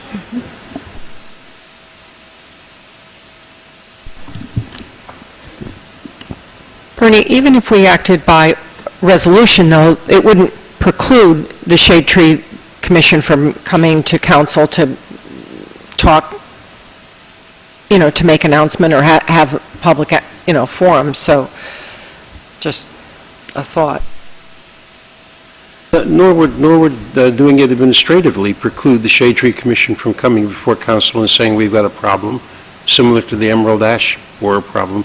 But doing it by ordinance raises it up a notch and perhaps gets a little more attention from our local media and a little more attention from the people who are really affected by the decisions that are made.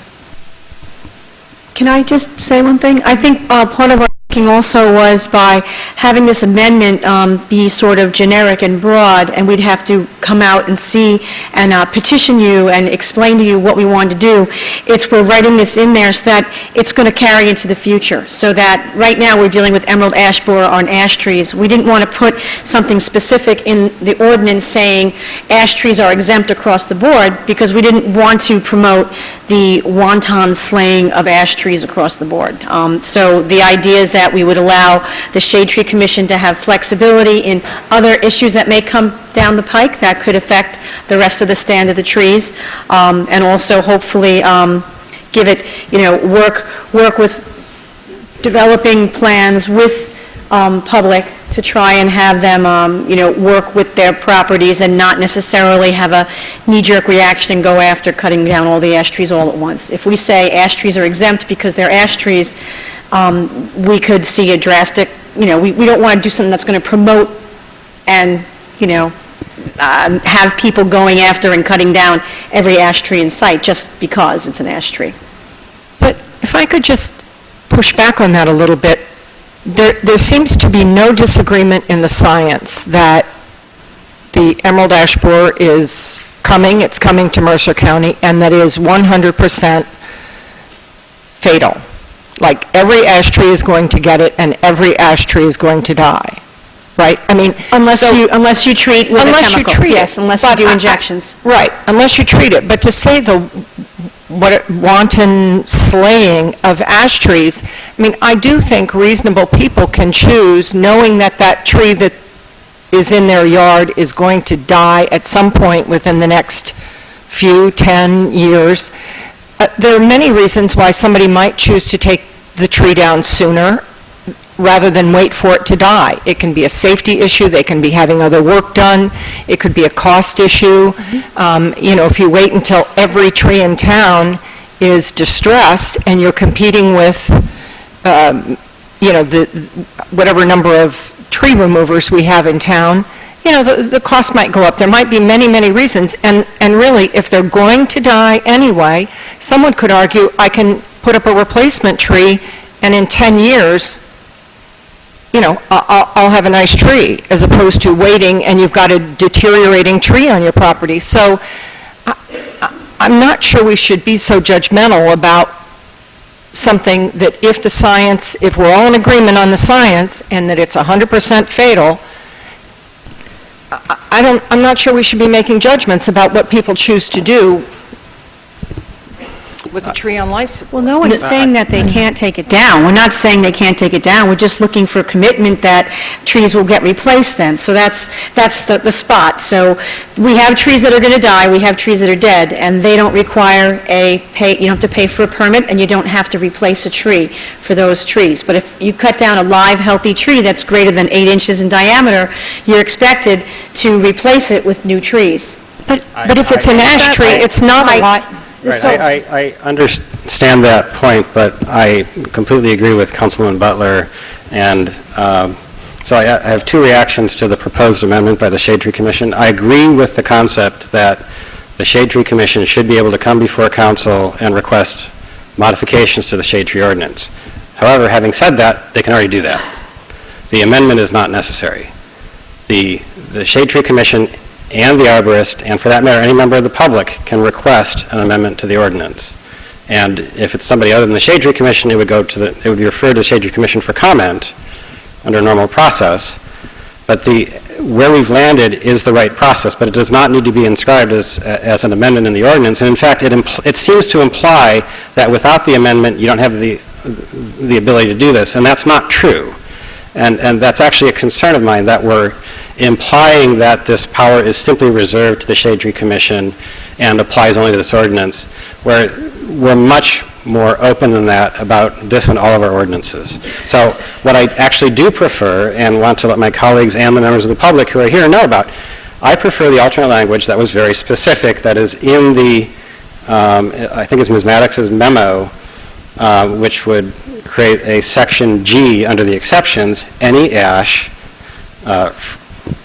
Fraxinus spp, tree due to actual or anticipated infestation by the emerald ash borer, Agaricus planet penis, however you say that.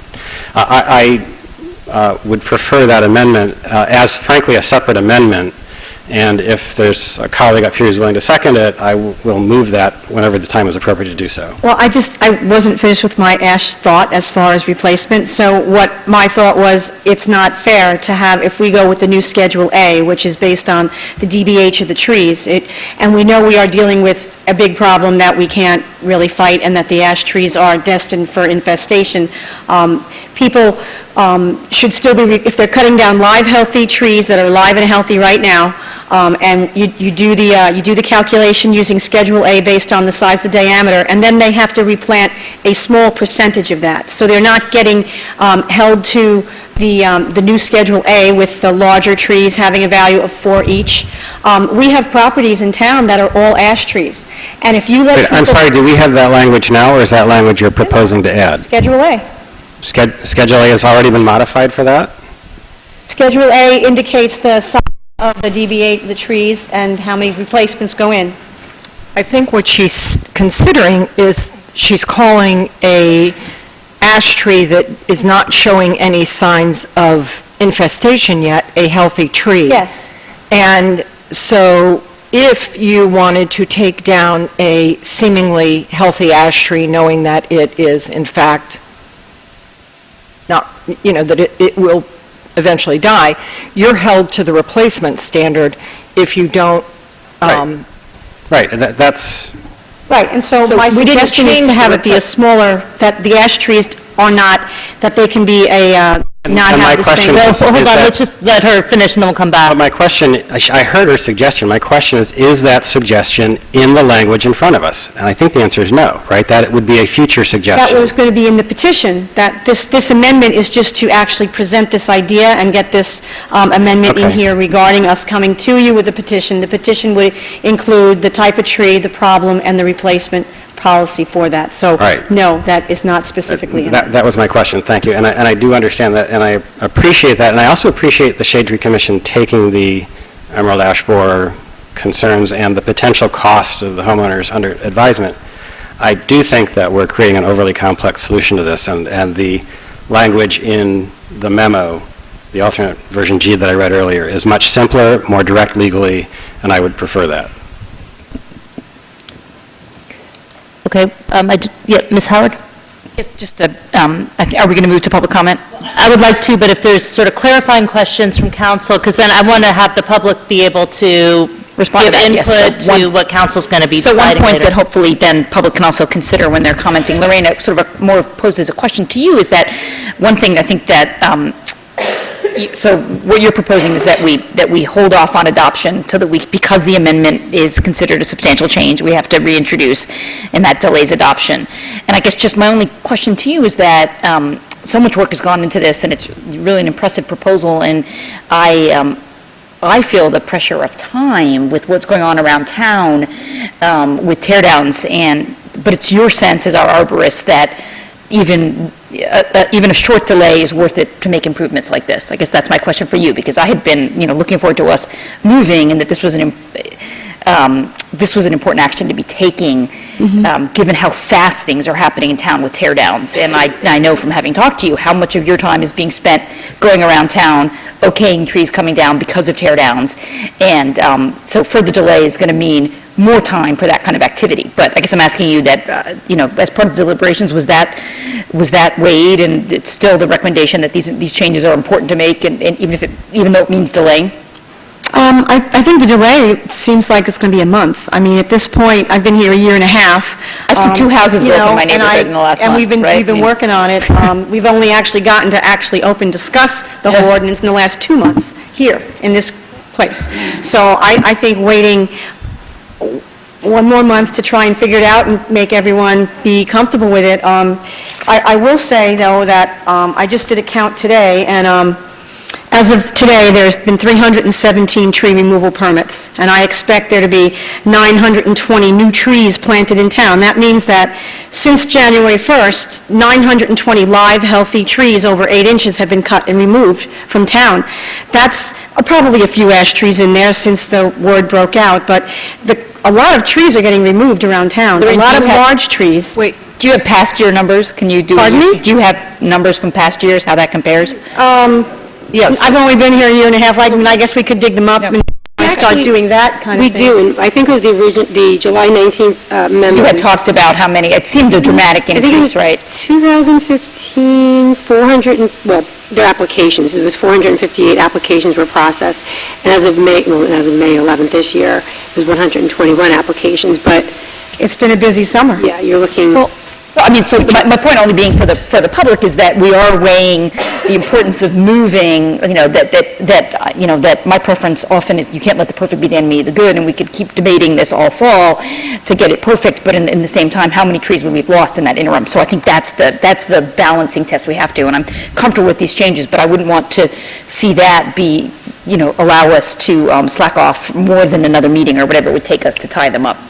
Ms. Crammer? Yeah, along the same lines, what Patrick said made sense about the yellow section, and if that is the case, that it's really not giving us any new power or changing anything, so could it be not considered a substantial change?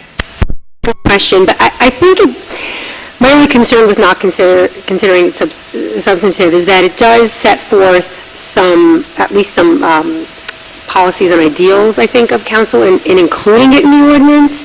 And what it's saying is that in these instances, there's a real possibility that there could be modifications to the permitting and the replacement tree schedule, essentially on a case-by-case basis, as long as it's done by ordinance. So it's setting forth a procedure for dealing with these cases. So in that respect, I think it is, I agree with you, because that was my thought as well, as I go back and forth. But, well, what about if we took this language and adopted it as a resolution, separate from this ordinance? Because then it's there, it's saying that what we all think is important, and it's laying out the process that we plan to do it, but it's not in the ordinance, since I think that was a good point, that it's not really, it's more talking about us doing another ordinance. It's not really... So if you take it out and you basically include this in a separate ordinance... As a separate resolution? I'm sorry, a separate resolution, then this is your preferred process. It's not necessarily binding. You can change it again. But the important part would be that in the future, those changes and modifications be approved by ordinance, a separate ordinance. Right, but that's what I'm saying. We would adopt a resolution saying they would be changed by ordinance. It's just almost exactly this. The only difference would be if you change this to be done by resolution, then you would absolutely need this language in the ordinance, because you need to... No, I'm not talking... that's not what... I'm not talking about changing... I'm saying that our resolution would say we plan to change the ordinance, or it would say exactly this. Absolutely. That accomplishes essentially the same goal, and it keeps it out of the ordinance, and it allows you to vote whether or not you want to adopt the ordinance tonight. Okay. Thank you for that suggestion. If there's no other pressing questions from council, I want to open it up to the public hearing. Yes, Mr. Simon?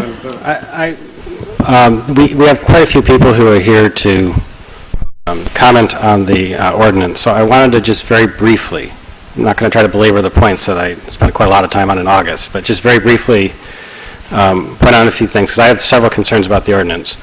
One is, I think that there are several prudent tree management practices that the ordinance actually impedes for the average homeowner. It makes it more expensive, including you've got trees that are old and should be removed, you've got trees that are too crowded, you've got invasive species, or you've got an ash tree, which should be removed. All of those are made more expensive for the average homeowner. I'm completely on board with the goal of not allowing clear cutting. I just think that we can do it in a way that is more amenable to the average homeowner than this proposed ordinance provides. Second concern I have is we're changing the approval period from 3 to 4 weeks, but one of our goals on council this year is to improve customer service. We're going in the wrong direction on that.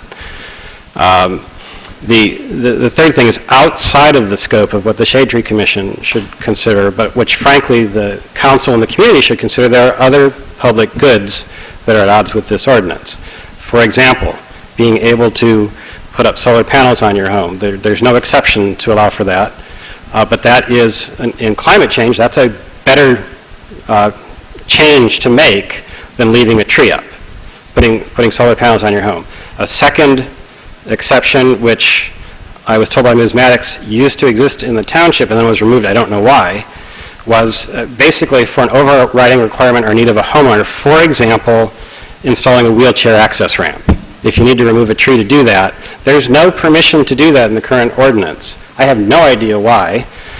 It seems to me that we're a little bit upside down on priorities, and actually the existing ordinance requires imminent danger as one of the exceptions, and again, I think that's upside down on priority. I think it should be some kind of a more modest statement of risk to health or safety or property than what we've got in our existing ordinance. And that's not dealing with the amendment, that's the existing ordinance. But again, I think it points to us being a little bit upside down on our priorities. So I have several concerns with the ordinance and with the amendments.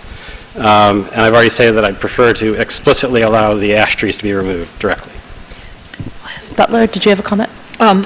Yes, I also want to support the idea that I would like the ash trees removed as well, the exemption for the ash trees, knowing what we know and given that there's no dispute about that. And I wanted to ask Mr. DeShield whether staff or maybe Bob Huff, Lorraine, you can weigh in on the magnitude of the problem. I think you were here for the excellent presentation that the Shade Tree Commission did. And if permitting is required and if for ash trees, and if our arborist wants to visit every property and make some determination about replacement, et cetera. I mean, as far as I know, Lorraine's working about as hard as she can work. We don't have excess capacity, and we're layering on basically, you know, a natural disaster on top of this. I'm not sure that we actually have the manpower to do this unless we're willing to commit, you know, if we are going to require permitting and inspection of every ash tree that's taken down.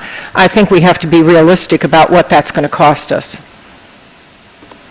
In terms of just the manpower, and I know the Shade Tree Commission and the arborists have been looking at the issue, I don't have a kind of magnitude of what the problem will look like moving forward, what the manpower would be.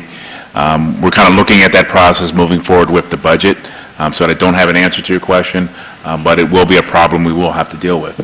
I have a question about that. So the fees that are raised here, can some of those be used if we need to hire an additional person to help, or are those funds restricted? We're not charging a fee for the ash trees, right? My understanding is we would not be charging a fee for the ash trees, and I would agree with that because, you know, homeowners are already bearing quite a large cost of removing the ash trees. The fees go into the trust reserve, which the monies in that reserve are supposed to be used for planting and maintaining trees in the public right-of-way. So only to the extent that a new staff member would be working on that specifically. Unless we amend the ordinance further to allow for that. So I guess I have a process question. I've indicated I would like to introduce an exception G, which is the one written in the memo. Does it matter whether I do that now or after public comment in terms of process? And I want to introduce it as a separate amendment, not as a part of the omnibus amendment. I believe it should be after the public hearing. Thank you. Okay, so with that, I would like to open up the public hearing. Have people been signing up the sheet that's on the, I don't know if there's a sign-up sheet. And they're going to have to sit down because we don't have a... We don't have a mic? Yeah, there's no mic, so they have to sit down somewhere.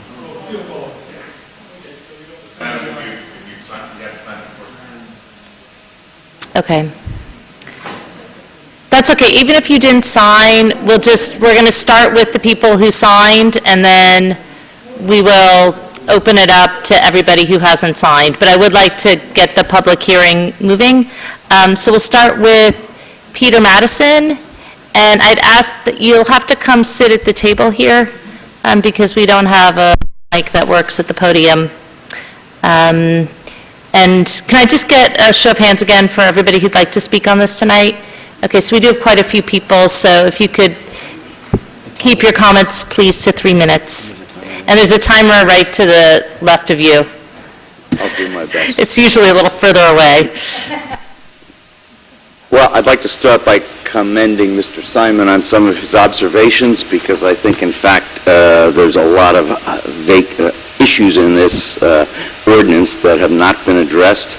My comments are based on my my understanding of the ordinance. I would certainly welcome any correction or clarification by the arborist. Let me start by saying I agree with a lot of the suggestions that was raised by Steve Hiltner in his letter to Town Topics on August 20th. He is a former member of the Shade Tree Commission. My understanding of this ordinance that it was originally intended to address tree removal for tear downs and new construction, in particular tree clearing. And I am very much concerned about that myself. On my street, a builder, Blue Crest Builders, grossly clear-cut a lot at 438 Snowden Lane. I have not seen any trees planted to replace those. The amount of clear-cutting was totally unnecessary and is unsightly. Former Mayor Reed mentioned that Princeton is fortunate to have 30% open space, unlike many towns like Westfield and others which don't have anywhere near that. However, for individual property owners, I feel that this ordinance as proposed is harsh and that it does not address several positive issues. For example, in the 36 years I've lived here, I've planted 23 trees on my half-acre lot, not to mention all sorts of shrubs and other things. In so doing, I had to replace, or I removed all my lawn and planted ground cover, which proliferates in shade. Right now, I have 3 saplings that started a few years ago. One of them is about 12 feet tall already. There is absolutely no room for additional plantings. But I right now have a good reason to remove 2 trees. One that the branches have been dying over 10 years. There's hardly any branches left. Another that obstructs my view down Snowden Lane where cars routinely speed at more than 35 miles an hour. So I have good reason to remove those trees. But your ordinance, as it is explained now or drawn up, gives me no consideration for those 23 trees that I've planted. So in theory, I could be told, well, there's no room for you to plant trees, so you have to pay us, the town, for these 2 trees that you want to take down. There needs to be some consideration for what somebody has done in the past or they're doing now, meaning maybe a log, or tell people that you take a photo and show us a receipt for the trees you've planted over the years that you've lived here. Because the way it's structured now, I'm being given no consideration for that whatsoever.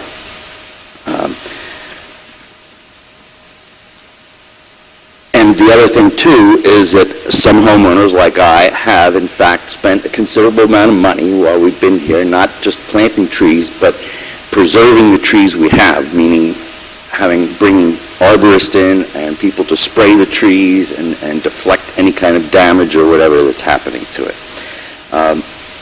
This is not addressed at all in your ordinance.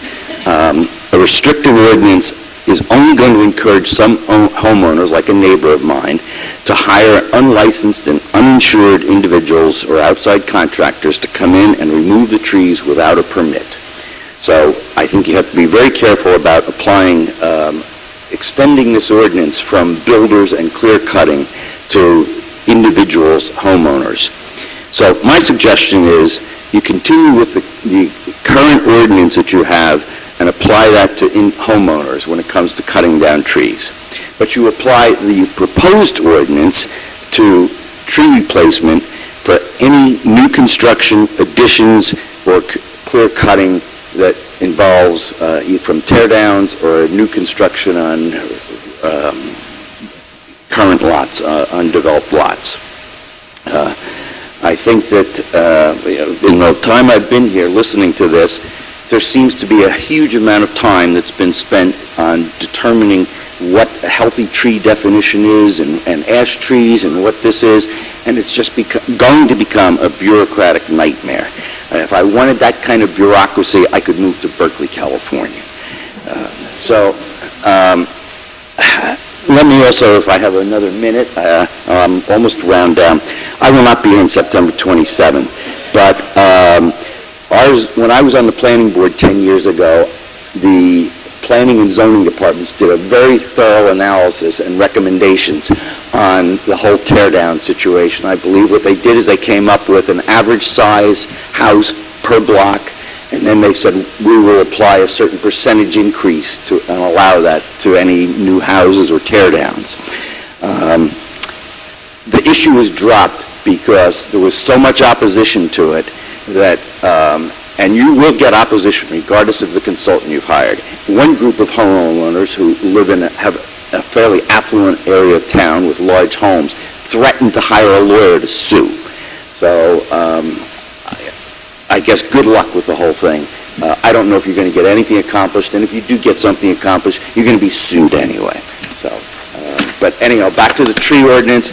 I think that you have not addressed a number of issues for individual homeowners, and the best way to treat this is not to apply the proposal for clear cutting to individual homeowners. Thank you. Ron Nielsen? Madam Clerk, have you distributed the handout? Yes. The back of the handout has some pictures. I'm Ron Nielsen. I live on Humbert Street.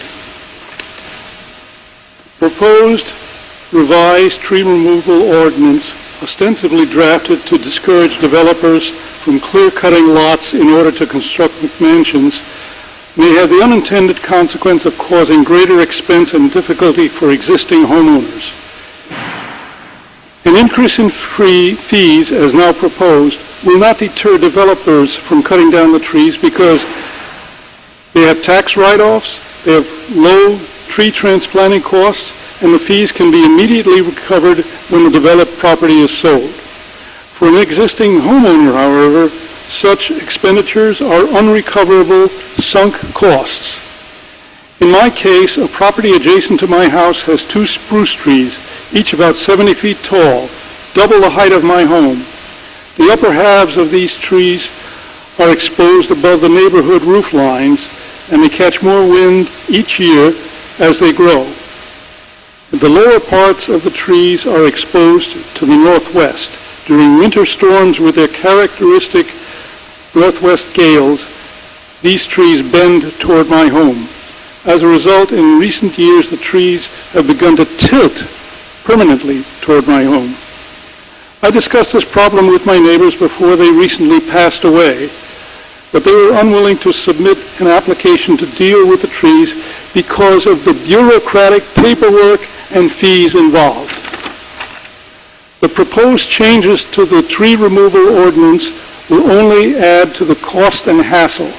In my case, I see a danger but cannot proceed proactively. Apparently, the trees must first be blown down at risk to my life and property before our town will give us permission to act.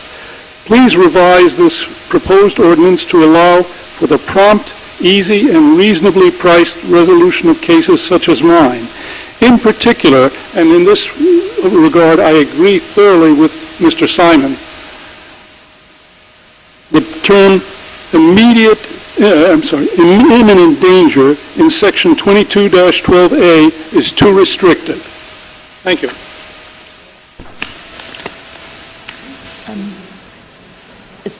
Is there still a sign-up sheet on the podium there? I was just going to...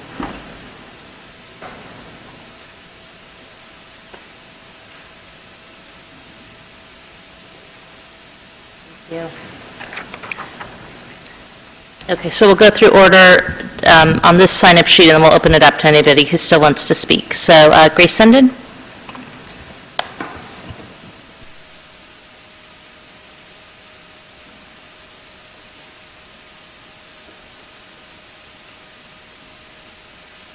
Good evening. My name is Grace Sinden, Ridgeview Circle, Princeton. My notes are a bit of a hash as a result of, I had very neatly typed notes.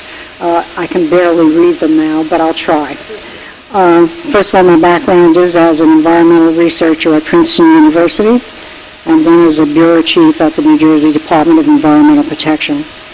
I want to commend the Princeton Shade Tree Commission, its staff, as well as the mayor and council for proceeding with the very important tree protection ordinance at this public hearing.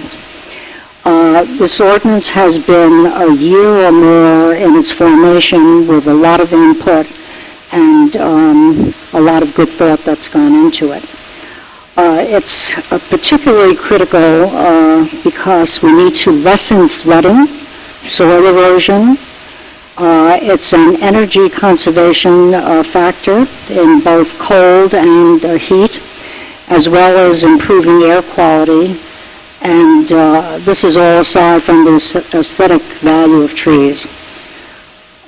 Over the next few years, as has been discussed here, Princeton and other areas in the U.S. will be losing thousands of trees to the ash tree borer. There is already evidence of this insect's damage in Princeton, thus protecting our trees, and the tree canopy is more critical than ever. In my own experience, we have about 8 ash trees on our property. For the last 2 years, the critical ones, the ones closest to the house that are very large, have been treated by soil injection with no evidence of the tree borer. So we might not have the problem. We got early treatment, and we will be we have a contract to continue that for the critical trees. The other trees we will allow nature to take care of. We are also losing, as others have mentioned, many trees to development and redevelopment, such as the tear downs, with much larger structures and related impervious material taking their place. This exacerbates the flooding, which is already an increased public safety and health hazard with climate change. In addition, such larger housing structures also shut out people of moderate means. Another reason to control this increasing practice while preserving trees. On the issue of whether there's an amendment or an addition to the ordinance of allowing ash trees to be taken down, I'm wondering if we could, if the council and mayor can pass the ordinance as is tonight, since time is a big factor. And then if it's seen as necessary, have as an amendment or whatever legal instrument you see necessary done soon. But that you would avoid delaying the passage of the ordinance to have another public hearing. You would at least get the basics of this ordinance on the books. We've heard how many trees are being taken down. It's a rapid thing. The tear down issue is proceeding very quickly. So I'm offering that as an idea which I would like you to address. Time is an issue. I would like to address the issue of other uses that people would like to use their land for that trees might prevent. Using the example of solar panels, removing trees to put solar panels on your house may mean that the house next door loses the shade and thus has to use more air conditioning. So it's not as simple as saying just what you want to do with your house. It's what might happen to the house next door, who who maybe used minimal air conditioning and then suddenly has to use air conditioning all the time. So that's the other side of that coin. That's about as much of the notes, the scribbling, as I can read, so I'll leave it at that. But I do hope you pass the ordinance tonight and get on with it and then discuss the amendment of what you do with diseased trees, whether it's ash trees or other kinds of trees. Thank you very much. Thank you. Grace, could I ask you a quick question? Grace? Grace, right here, up here. Could I ask you a quick question? You said that you have Where the 6 voice ash is coming trees. from. 6 ash trees on your property? Yes. 8. 6, 8. You have 8. Maybe more, but 8 that were clearly identified. I have a very heavily wooded lot. So you're treating 2, you're trying to save 2. We're treating 6. Oh, you are treating 6? 6, yeah. And this was started before this was commonly discussed because we happen to have a good, woodwinds is a very good tree treatment. You like pepper. And it's not terribly expensive. And would you, if you lose your ash trees, will you replace them with something? Well, if you saw my lot, I mean, we live in a forest. We have a little clearing for our house. So the lot is 90% woods. So, and the trees are close together because this is not planted, nature planted them. It probably wouldn't be necessary, but if I had to, I would, But in my case, may not be as typical as somebody living on a 1/3 lot in a much more densely populated area. But if I had to do it, I would. Thank you.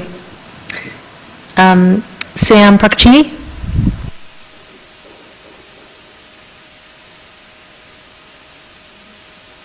Mine will be short.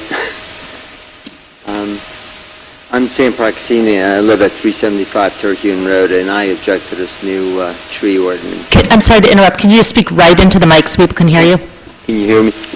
Okay, thank you. I'm a retired pharmacist, and my wife and I wanted to downsize, so we sold our house and are having a new, smaller one built on Hillside. And according to the article in Town Topics about a month ago, this ordinance is aimed at tear-down builders. It charges bigger fees, stretches out the review process. In my neighborhood, there are lots of trees, but many of them are bug-infested, old, and dangerous, especially these big evergreens that could fall on houses, electric lines, and even on people walking on a sidewalk. But if you have to pay the tree company to take them down and pay the town $1,600, who's going to take down these trees that need to come down? My builder has shown me all the new charges that have been piled on them: increased affordable housing fees, increased sewer fees, increased building permit fees, and now increased tree removal fees. I ask, who do you think pays these fees? Not the builder. The longtime Princeton residents, like my wife Diane and me, will pay these fees in the cost of our retirement home. You say you're concerned about the tear-downs and new McMansions. I'm not building a McMansion. I'm just trying to able to afford to stay in town, and yet I indirectly are paying all these fees. As I see it, these new ordinances will only increase the cost of the new homes, which has on mine. You're really not penalizing the builders. You're not penalizing. You really are penalizing retired residents like my wife and I who wants to stay in town. This ordinance and other tear-down ordinances, you really are in a rush to pass, only hurts people that want to stay in town like myself. So I thank you for your time and consideration. Thank you. Wendy Maker?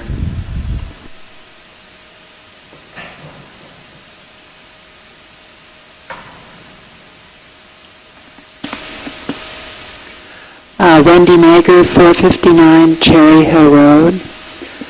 I was very concerned to hear the arborist's comments about how many trees have already been cut down this year. I think the increase is pretty unsettling and certainly lends credence to the thinking behind introducing and hopefully passing this ordinance. I understand that it's always hard for us as individuals to give up autonomy in the management of our property, but I think we have to be mindful of the tragedy of the commons effect, where everybody uses a common asset in the manner that is consistent with his or her self-interest, and ultimately you lose the benefit of the asset for everybody. And I think that our environment, with its many trees, which provide the services that Grace Sinden alluded to, is a common asset that we really need to act to protect. The only other comment I want to make has to do with the ash tree issues. I'm not an expert on the science about the emerald ash borer, and it may be that every tree that gets infected will ultimately die. But I do know that the arborist contacted me as a representative of Friends of Princeton Open Space to tell me about a program that the federal government has where they're introducing a species of wasp in certain areas to try to control the emerald ash borer. And I understand that Princeton is being considered for one of the sites to do that. So I just am concerned that we not rush to the conclusion that 100% of the ash trees in Princeton are going to die, and then, as Lorraine indicated, sort of encourage people to proactively cut down large, healthy trees. Thanks for your attention. Thank you. Jeff Clark?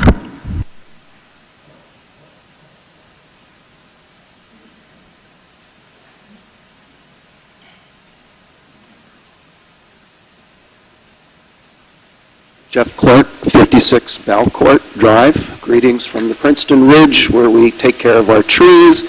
We love our trees. And I understand what you're trying to do with respect to developers.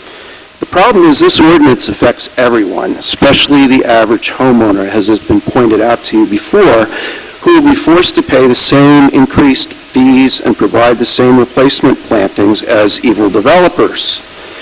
The original tree ordinance began with simple language that almost everyone could agree with and focused on the prevention of clear cutting. Then 16-inch DBH trees became included, then 8-inch DBH trees, and now evergreen shrubs of 10 feet or more in height are included in the ordinance. Ironically, all the evergreen shrubs on our property over 10 feet tall, and there are quite a few of them, were planted by us at considerable expense and are cared for by ourselves and local professionals. Should we wish to remove one, we will do so at our discretion. Did you ever stop to think, with all the discussion about invasive species, that it's the ordinance itself that's becoming invasive? That's my perspective. The tree ordinance takes the approach that actions with respect to trees should be monitored and that homeowners should be held to public account for their landscaping decisions with fees and penalties imposed. To me, this feels like a punitive approach, considering that we have planted hundreds of shrubs and nearly 100 trees over the years on our own property. We conduct quarterly tree and plant health inspections with our own arborist. We treat our American elm with Alamo in our 20th year. We are 3 years into spraying for the emerald ash borer long before anybody here was talking about it. We've had a lengthy discussion with Greg O'Neill over a very long and difficult decision to remove a street tree in the public right-of-way after it had done, and long after it had done $3,000 damage to one of our cars, and only when weak limbs were beginning to threaten human beings. So we're living proof that government fees and penalties and an regulated process don't produce the beneficial effect, and in fact, insulting to those of us who, by our very nature, tend to take care of things. Homeowners can do a very nice job without oversight. And finally, one of New Jersey's greatest problems today is outmigration. People and businesses leaving the state for more hospitable environments. Millennials are leaving because of lack of job opportunities. The primary reasons cited by businesses and individuals are inevitably two: overly burdensome regulations and higher taxes and fees of every kind. We oppose the changes in the tree ordinance for just this reason, and in case you think that's a stretch, this is the environment in which government grows. You just heard the administrator say she's too busy. You need to hire another person who pays for that, who pays for the pension.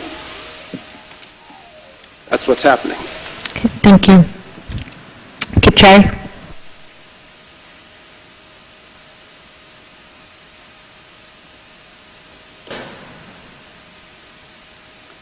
Kip Cherry, 24 Dempsey. I just want to say first that the Cherry Commission needs to be given accommodation for trying to do this. It's really tough, but we're all trying to head in the same direction. I would like to see the ordinance extended to Dutch elm disease and other diseases. Doesn't have to be done right this moment. It can be done down the road as an amendment or a new ordinance. But I think that we're getting too hung up on the ash borer. This is not our only problem.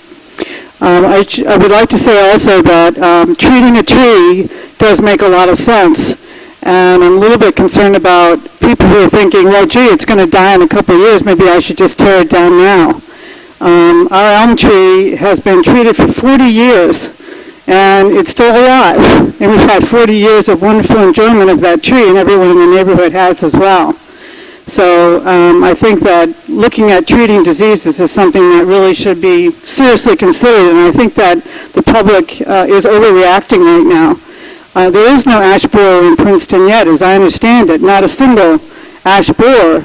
So the ash trees, though, are taking a licking for other reasons. But I think that people need to understand what is going after their trees and what kind of treatment they should use for those trees. It's not just the ash borer. I think we're getting really too hung up here. As I said, I would like to see the Dutch elm and other tree diseases extended. I like the idea of the tax deduction. I think it's a wonderful thing.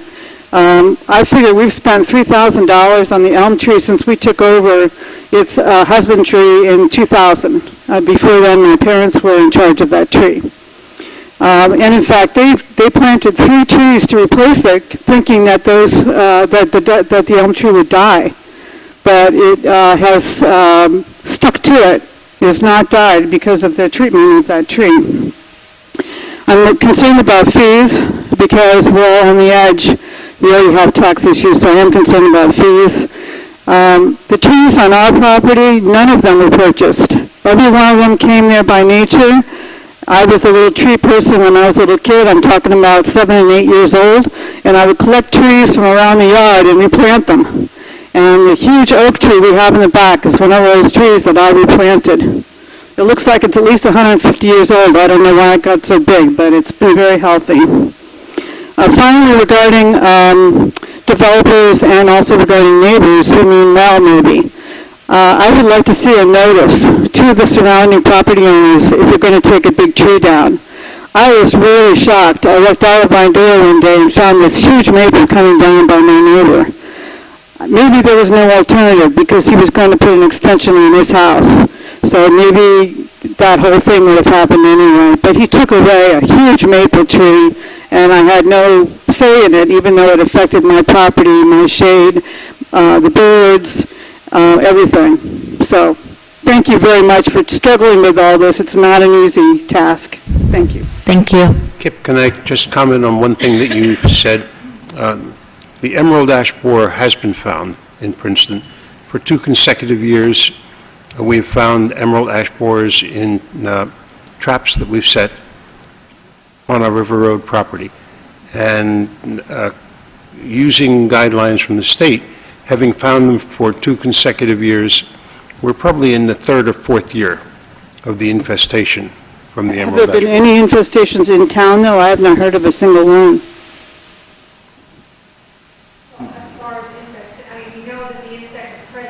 Yeah, we know it's coming, I'm not denying that. We found it in the tracks, so it's a lot of the ash trees you see in decline.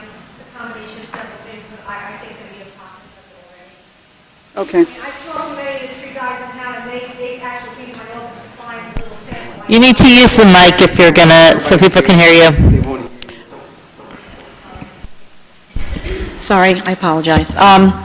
So we did have confirmed samples earlier this year, and I had there are several tree companies that actually have come to my office to see the sample I have of the insect that I took off the trap, because they too, it's hard to see. It's a very small little insect, so we're seeing the effects of several different things on the ash trees. Not every single one is emerald ash borer. That's part of why I don't want to cut them all down, but that is, it is here, and it's going to be here.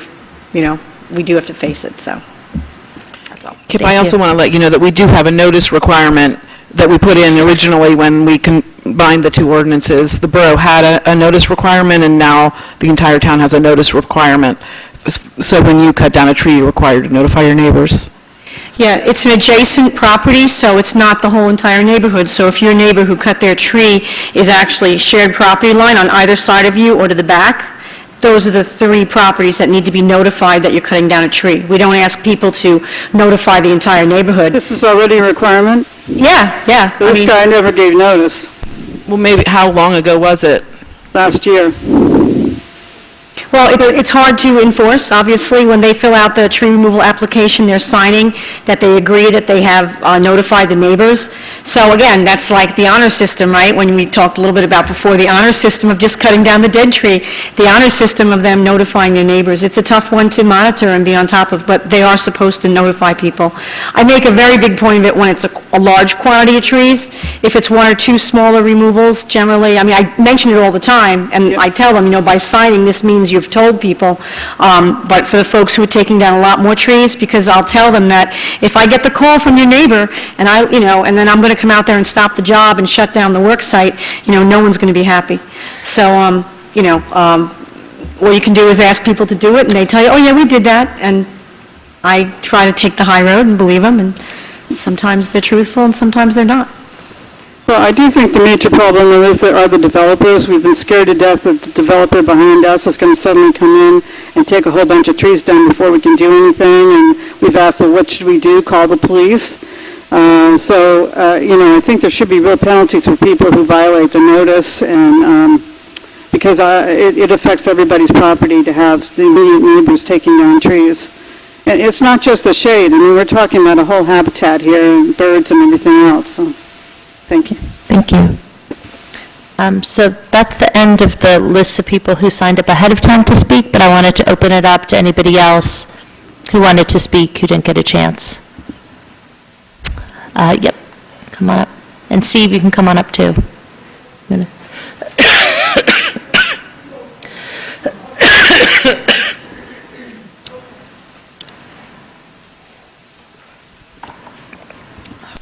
I'm Alexi Asmus, 32 Maple Street, and I just wanted to tell you a little story of what happened on our street. I understand people don't like regulation.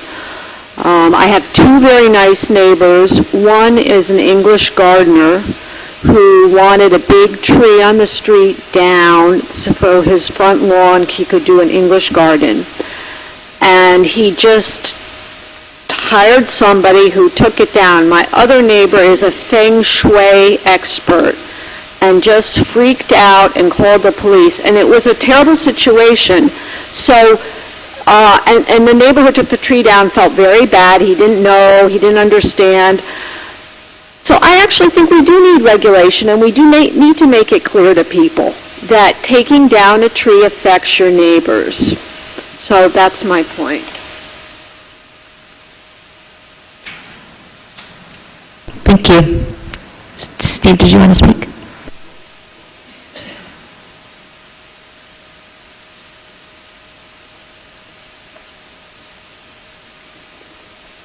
Hi, you're so close.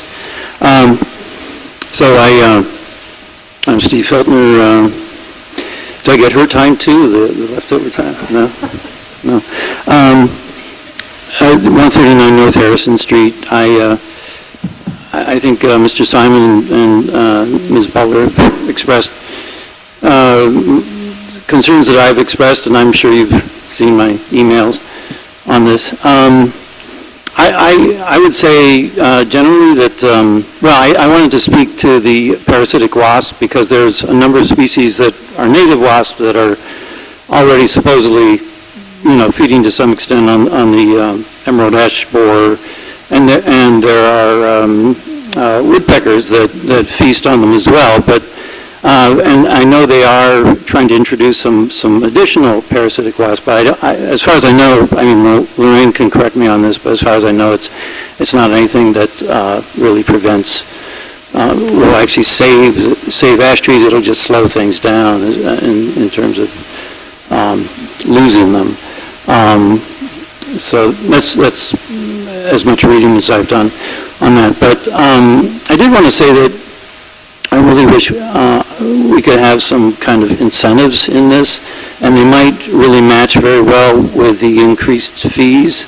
I really sympathize with the homeowners who have planted trees. I know a number of homeowners, and certainly Peter Madison is another one I found out about today. So, if people are really doing what you want them to do, you should give them some credit for that, and I just feel like so many trees are dying, you really aren't going to get enough money to replace them, replace the trees. This ordinance is not going to solve that, because a lot of trees are dying, and you aren't going to get additional money or any money for those.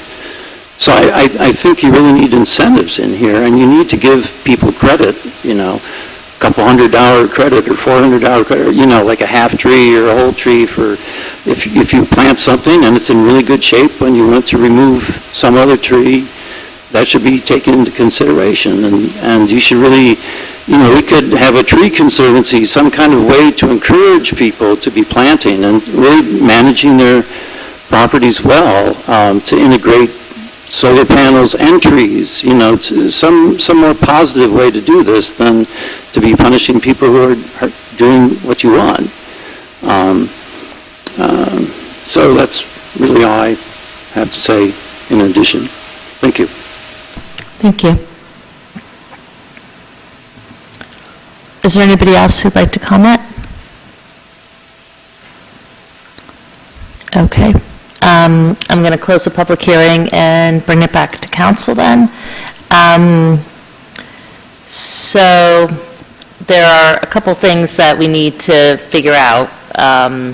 One, there were some minor amendments, but I think there's some, and then I think Ms. Krummeler had a good solution in terms of that yellow section, if we want to move on that. But I think there's a larger question of the ordinance itself, and Ms. Krummeler? Well, I just had a question about the fees. Are the fees, it's my understanding that our fees are covering our costs. Are they also punitive, or is it, what's going on with the fees? No, the goal of the fees, the main goal of the fees is to enable the municipality to plant trees on public property when the trees cannot be replanted on the property from which they're removed. And when I say in that situation, those are the fees under Schedule A. So if a homeowner cannot replace on site, then the next best thing would be to pay into the tree fund. Okay. And then they would. So the idea would be to essentially compensate or to pay for the cost to replant. To maintain our tree canopy. I think that's the goal. By funding a new tree on municipal property that may not be on your property, but so they're not intended to be punitive in any way. And then the fee for the application is intended in part at least to cover the cost of administration.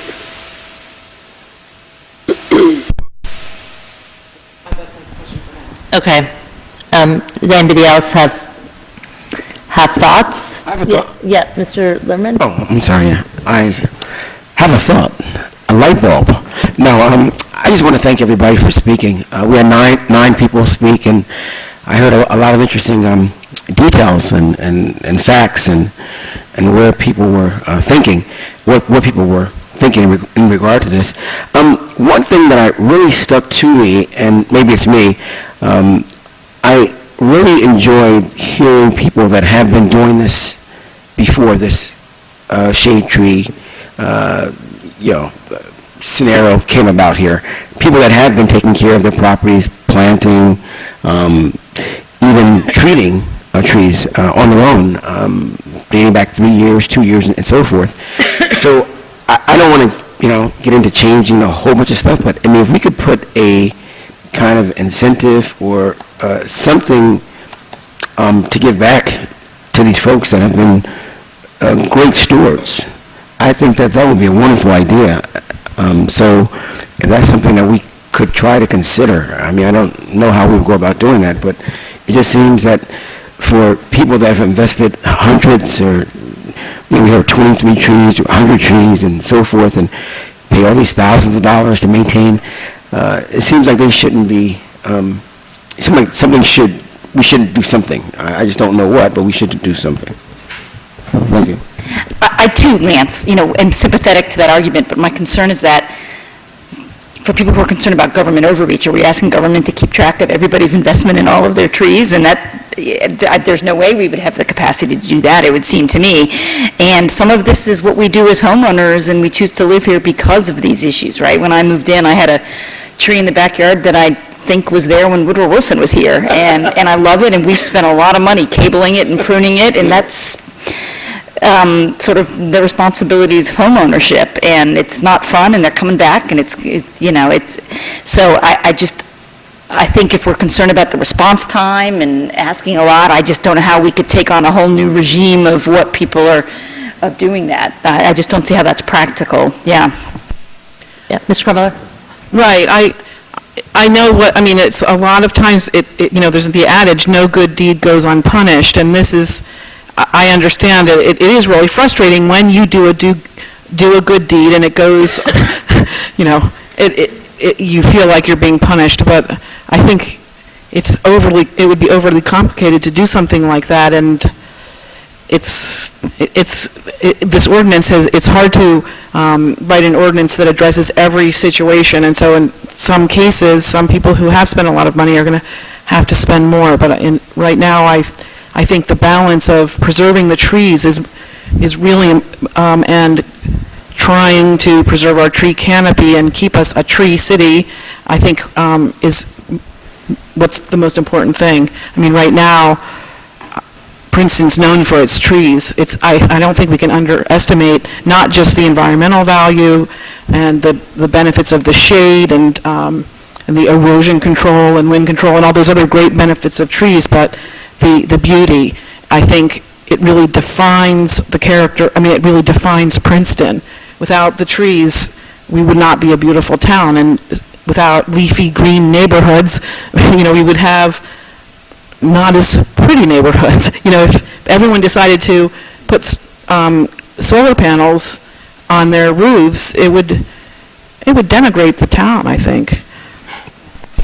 I was struck by Wendy's comment that this really is a classic situation of the tragedy of the commons, and I think, up here what we need to do is reconcile all of these comments and balance these interests as best as possible, and I think this represents a fair balancing that allows us to act as quickly as possible, and maybe we aren't able to act tonight, but to stop the alarming increase in cutting of trees that I hear from a lot of people around town about the cutting of trees. It allows us to do that, and then we can keep revisiting. And I haven't heard testimony of anyone who's found our arborists to be unreasonable in working with them if they have, some people have expressed concern about the standard, but we certainly didn't hear from anybody who felt like they had petitioned to remove a tree and that they weren't able to because of concerns about it. And until then, I think we do need to have fairly strong standards, because we've seen what happens even with strong standards. Can I just add? Can I quickly just add? When I was a member of the Shade Tree Commission, I think that's one of the things that's coloring my views, because I did hear from really anguished neighbors quite often. I mean, it was just one of the things that was part of being on the Shade Tree, was that people would cut down trees, and it was horrible for the neighbors. Mr. Miller? I'd just like to go back to why we started this process in the first place. The process to revise the shade tree ordinance started because there was a recognition on the part of those of us that sit up here and those of you, many of you that are out there, that the present shade tree ordinance was not working. It was not accomplishing its intended purpose. It was not in any way inhibiting the removal of trees, nor was it adequately providing for the replacement of trees when they were removed. And that is and there was concern about the fact that we are losing our tree canopy in the town. And for that reason, the Shade Tree Commission was asked to look at the ordinance and revise the ordinance. And basically, what you see is based upon the intent of preserving and adding to the tree canopy in the community. It's not intended to be punitive. It's not intended to stop a homeowner who has a dangerous situation with a tree, not trees that are on the neighbor's property, as was presented to us tonight, but a tree on their own property that poses imminent danger to their property or to lives from removing that tree. It's not intended to discourage homeowners from acting to preserve, maintain, or even add to their own shrubs and trees.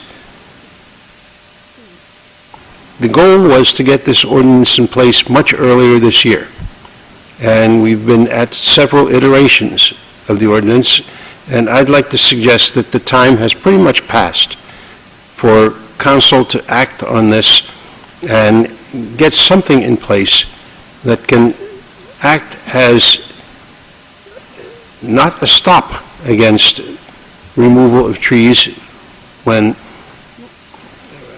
houses are replaced with larger houses or when a property is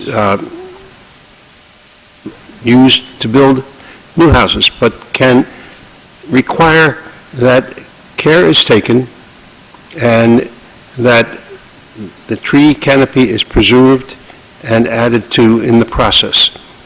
Just a comment about solar versus shade trees.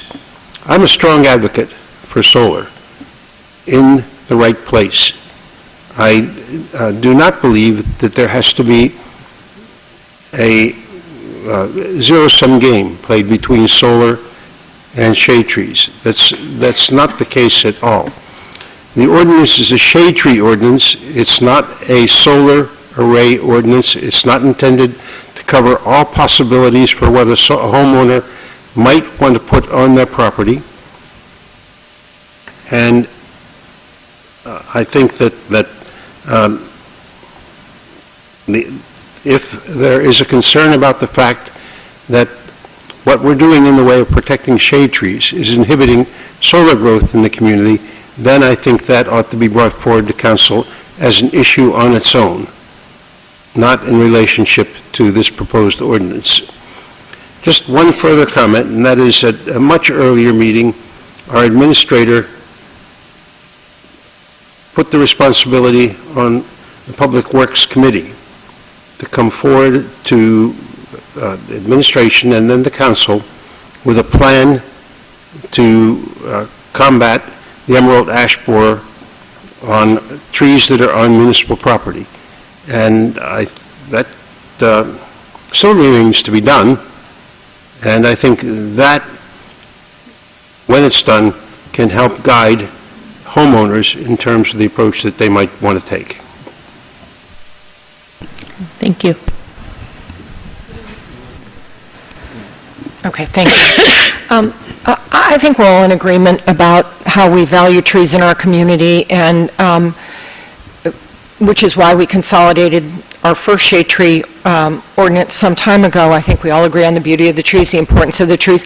But I also think, for the most part, like-minded people move into this community because they are attracted to the trees. And so Councilwoman Howard also takes on the tree of the home she bought, and I contribute to the tree canopy every year, and I spend thousands of dollars on woodwinds for preventative care for the trees on my property every year. And so I appreciate the frustration of homeowners who feel like they are being penalized when those of us who have moved here and care about trees do so much. I was thinking after one of our last discussions that we're really at cross purposes. I think Patrick has been a eloquent advocate for some of the longtime homeowners, residents of Princeton who've been here and who have been nurturing trees and who've been grooming their properties.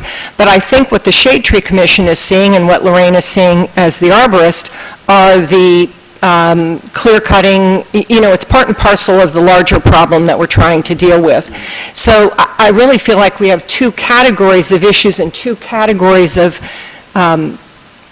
people we're trying to treat. And so this is kind of a broad brush. I feel like, and it's hard to weigh in my own mind whether we're going overboard to treat kind of a minority of people who live in town, but are doing significant damage with clear cutting and, rebuilding, tear downs, redevelopment. I just want to clarify, I don't think people are immediately going to run out and start wholesale cutting of ash trees on their property. For one thing, it's too expensive. You wouldn't do it if you thought the tree was in reasonably good shape.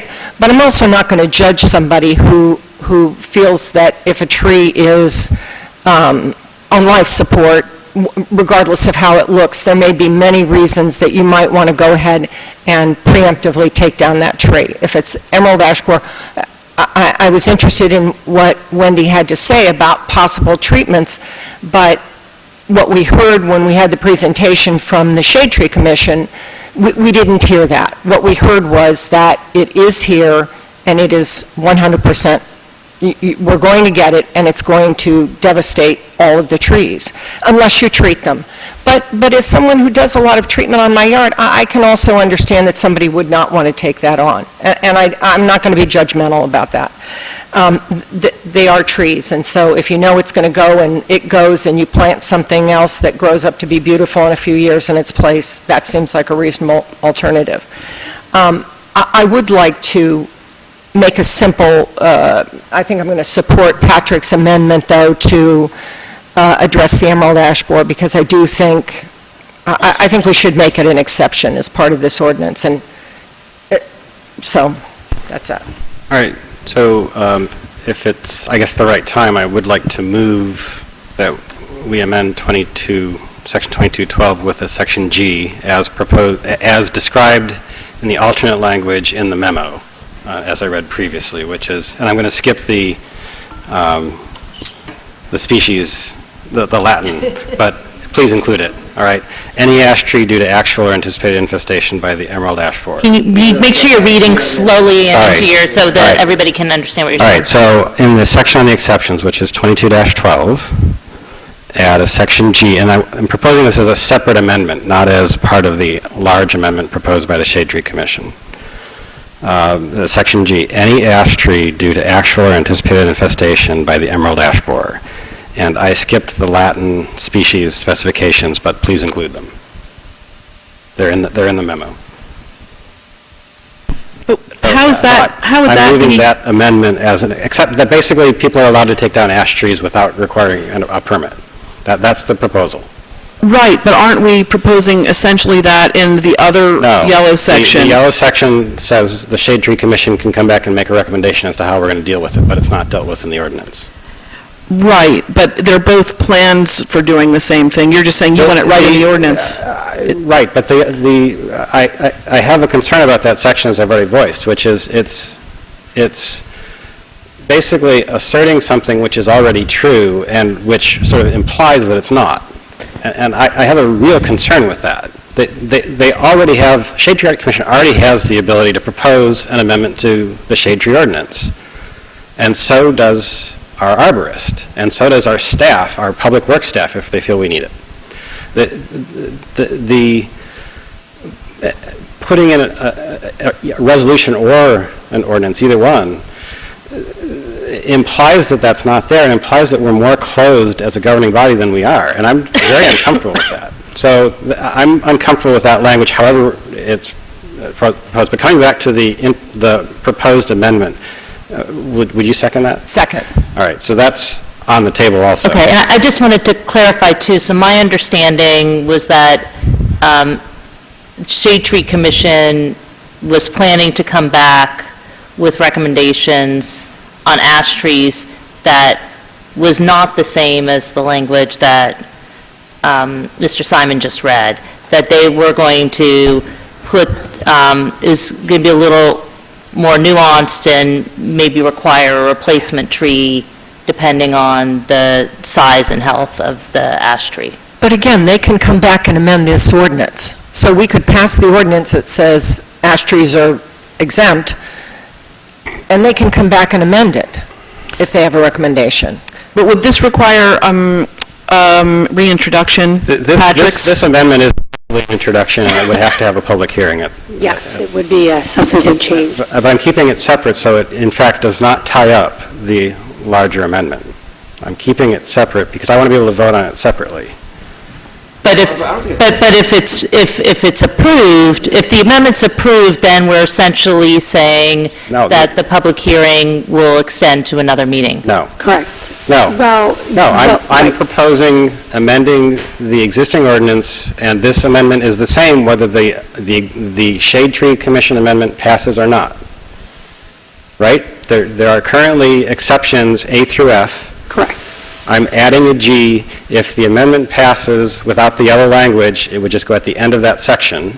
And if it doesn't pass, it goes at the end of the same section. But it's a substantive amendment. Yes, and I am proposing it as a separate amendment that would have to be voted on in a public hearing separately. Separately from the rest of the changes that were introduced. I'm introducing a new amendment, basically. Or a new ordinance, essentially. No, well, a new amendment to the ordinance. Right, but all the other amendments... But that needs to be noticed, doesn't it? I mean, so we would have to... But then it's a proposal to not approve the... No, I'm not making that proposal. Okay. I intend to vote against that, but that's a separate issue. Okay, And if you're telling me process-wise we have to notice the introduction, then I'll simply save that for the next meeting, if that's what you're saying. No, I think since it's an amendment to an ordinance that's been introduced, the process would be, like you said, to vote on Mr. Simon's proposed amendment now. And then you would, at the next meeting, you would vote on the ordinance as you all have amended. That's not my intention, and so maybe I'm doing this in the wrong order. Maybe we should be voting on the Shade Tree Commission amendment first. Okay, yes. And then introduce this amendment. No, I think... I'm intending to treat them as separate amendments. The ordinance... I think you're just not, I think you're talking past each other, so we can still treat them as separate amendments, but if either of those amendments pass tonight, we will be having a public hearing on the 26th. We won't have an ordinance that's passed. But that's my point, is that's not my intent. You can't do So it. process-wise, how do we do that? Do I wait until the next meeting to introduce my amendment? If it is amended at the next meeting, then you would have to wait for another meeting for the adoption. So let me ask whether this process works. We vote on the Shade Tree Commission's proposed amendment, which most of my colleagues are going to vote in favor of, and then I introduce my amendment after that. So the ordinance is in place and has been approved. Can you do that? You can vote on separate amendments tonight. But I don't want to derail. I'm not asking to have the entire conversation about all of the changes again at our next meeting, just about this one change about the emerald ash borer. I don't think that's possible. Sure it is. It's a separate amendment to the ordinance. But that we still have to discuss the entire ordinance. I know that. It needs to be a public hearing for that amendment. No, because we haven't passed the ordinance yet. But we will tonight. We have an ordinance on the books, I think and the ordinance, the amendment is the same, whether this I amendment believe what you would have passes to or not. do in order to do that is you'd have to pass the ordinance this evening. that's what I You would said. come back to the next meeting and then make an amendment. to the Okay, ordinance. I can't introduce at this meeting, is what we're saying. Well, you could, You could but it introduce would a new mean that ordinance. The other ordinance would not. Why? No, you can introduce a wholly separate ordinance. However, it's not on the agenda, so I don't know if you can introduce. But the ordinance on the agenda is the shade tree, is amendments to the shade tree ordinance. So the fact that we have one, if we want to make it two, we can't do that? It would be an amendment to the ordinance that has been noticed. All right, I'm not sure that I believe this, but I don't care. We'll just make that amendment at the next meeting. Can we just do that? That'll make things simpler and not And you're cause gonna any confusion. withdraw your- I'm withdrawing it because Okay. there's just too much confusion about it. Yeah, no, Patrick, I think the way this would work is if we would have to vote on the amendment tonight, and then you would vote on this. Then we would vote on the new, I understand, but on our agenda is already the shade tree ordinance. And so what we're saying is, but we didn't notice this particular line, even though it's actually in the memo. The line that is verbatim in the memo. So I'm finding this very puzzling, but I also don't think we should spend time on it. It's 10 o'clock at night. You can propose just to amend the ordinance that was introduced with your specific. That's not what I want to do. Okay. I want to wait until that ordinance has been dealt with. Okay. And then I want to introduce the So it would amendment. have to be a new ordinance introduction. And can that happen tonight, or does it have to wait till the next meeting? I do not think it's kind of a moot point. It's not going to pass anyway. No, I don't think it can happen tonight because tonight is a public hearing on a previous not optimistic. Pardon me? version of the ordinance, so you would have to reintroduce a new ordinance. And I can't do that tonight, you're saying? No. Okay, fine. Okay, sorry. That's what I wanted to understand, and I'm not going to argue with you. That's the ruling on the process. Thank you. Okay. so you withdrew your... I'm withdrawing my motion. Great. I'll withdraw my second then. Okay. That's how you want to do it. I'm sorry, I did have a couple other comments, though. Okay. Which is, we heard a number of homeowners, including Mr. Procaccini, basically say, look, we're making homeownership less affordable for people who are already struggling to afford to stay in town with this ordinance. And I agree with that. That's actually at the root of much of my concern with the ordinance. In the interest of preventing clear cutting, which is an interest everyone up here shares, we are, in fact, making it much harder for ordinary citizens to do certain things which, frankly, we would approve of, and if in the absence of the ordinance, any person who's taking care of their own land, whether in consulting with an arborist or just as a gardener or whatever, would do proactively on their own. We're making that more expensive in certain cases. We've already talked about those cases. I don't need to reiterate them again. I simply believe that we have said that without regulation, people won't do the right thing. I don't believe that. I think that's basically the flaw in the proposal. Is it is really a little. I'm trying not to be pejorative, but I think it's exercising control over people beyond what is called for. Patrick, we've heard testimony about that very fact, and those of us who served on Borough Council remember cases of that happening, right? I mean, we have facts on the record of people not complying, and we do regulate. We don't say that you cannot cut your grass if it creates a health hazard. I'm not arguing against regulation, really, I'm not. I'm simply saying I think we've tipped the balance too far. And it's a you stated that really eloquently, and I but I think we recognize should that we move don't all on. share that. Yeah. That's the perspective. I'm simply voicing my opinion, and I think I've said it enough, and I think we should just get on with the vote. I mean, I agree that we have tipped the balance, and I agree that it is adding a cost, but I think all pros and cons have to be weighed, and I understand exactly what you're saying, and it's my belief that the pros of this outweigh the cons. Okay. Is there a motion to approve? Are people done with what Would we they like want? to approve this without the yellow paragraph? Well, actually, can we just go back to the ones that are not substantive? If you could read this again, it was 2220C1, and there was another one. The first one was, it's section 2220, C1, addition of a sentence at the end of C1 that would provide no contractor shall disturb the soil within a tree protection zone. And the second change is to section 10A, -7A in C, again, the addition of a sentence at the end of C that would provide no contractors shall disturb the soil within a tree protection zone.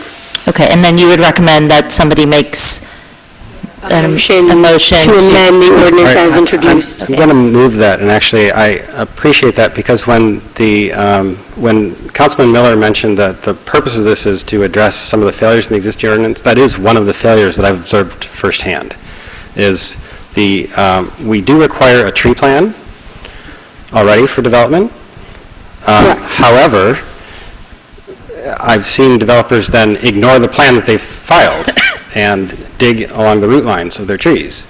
And that is actually one of the failures, is that's not handled. There's a couple other failures I've observed which are not being addressed by the ordinance. One is, I think we are too generous in terms of asserting that road work and sidewalk work will not impact trees. Based on the new sidewalk that was installed on my street, I'm seeing trees years later have the effect dying off. And it's very hard to prove, because there's also been droughts and sandy and everything. But frankly, it's not arguable that didn't weaken their root system, and I also know others in town who have stated the same thing.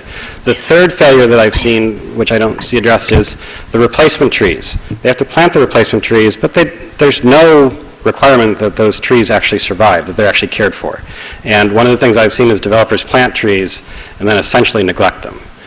And I don't actually know how to remedy that, because those trees are too small to be covered by our ordinance once they're in the ground. So was that a motion to amend with Lisa's language? Second. All right, and it's seconded by Joe. And just to clarify, those are not considered substantive changes, so we can pass that amendment this evening and still pass the ordinance this evening? Correct. Is that correct? All right. So you want So to let's vote on the amendment. So, Madam Clerk, please call the roll. Ms. Howard? Yes. Ms. Crum-Miller? Yes. Mr. Miller? Yes. Mr. Liverman? Yes. Ms. Butler? Yes. And Mr. Simon? yes. Mayor, I'd then like to move that we adopt the ordinance as amended and not include what we're calling the highlighted language for two reasons. One, I think, Patrick has raised a legitimate concern about whether or not it is actually adding or confusing, and also because it would prevent us from adopting the ordinance tonight. And I think we can verbally say to the Shade Tree Commission what they clearly already know, which is that we want to work with you on helping residents deal with the emerald ash borer, and welcome ideas for how to help residents do that, and proactively, and for those who can't. So, I think but I don't think we need that language to do that. Okay. So I move that we adopt the ordinance as amended. Okay, and is there a second? I'll second. Is there any further discussion? Okay, Madam Clerk, please call the roll. Ms. Howard? Yes. Ms. Crum-Miller? Yes. Mr. Miller? Yes. Mr. Liverman? Yes. Ms. Butler? Yes. And Mr. Simon? No. Motion carries. Okay, the ordinance passes 5-1. Thank you very much, everybody. Thank you to the Shade Tree Commission. I know this has been a long process, but we'll see you back with whatever you want to propose about the emerald ash borer. So, thank you.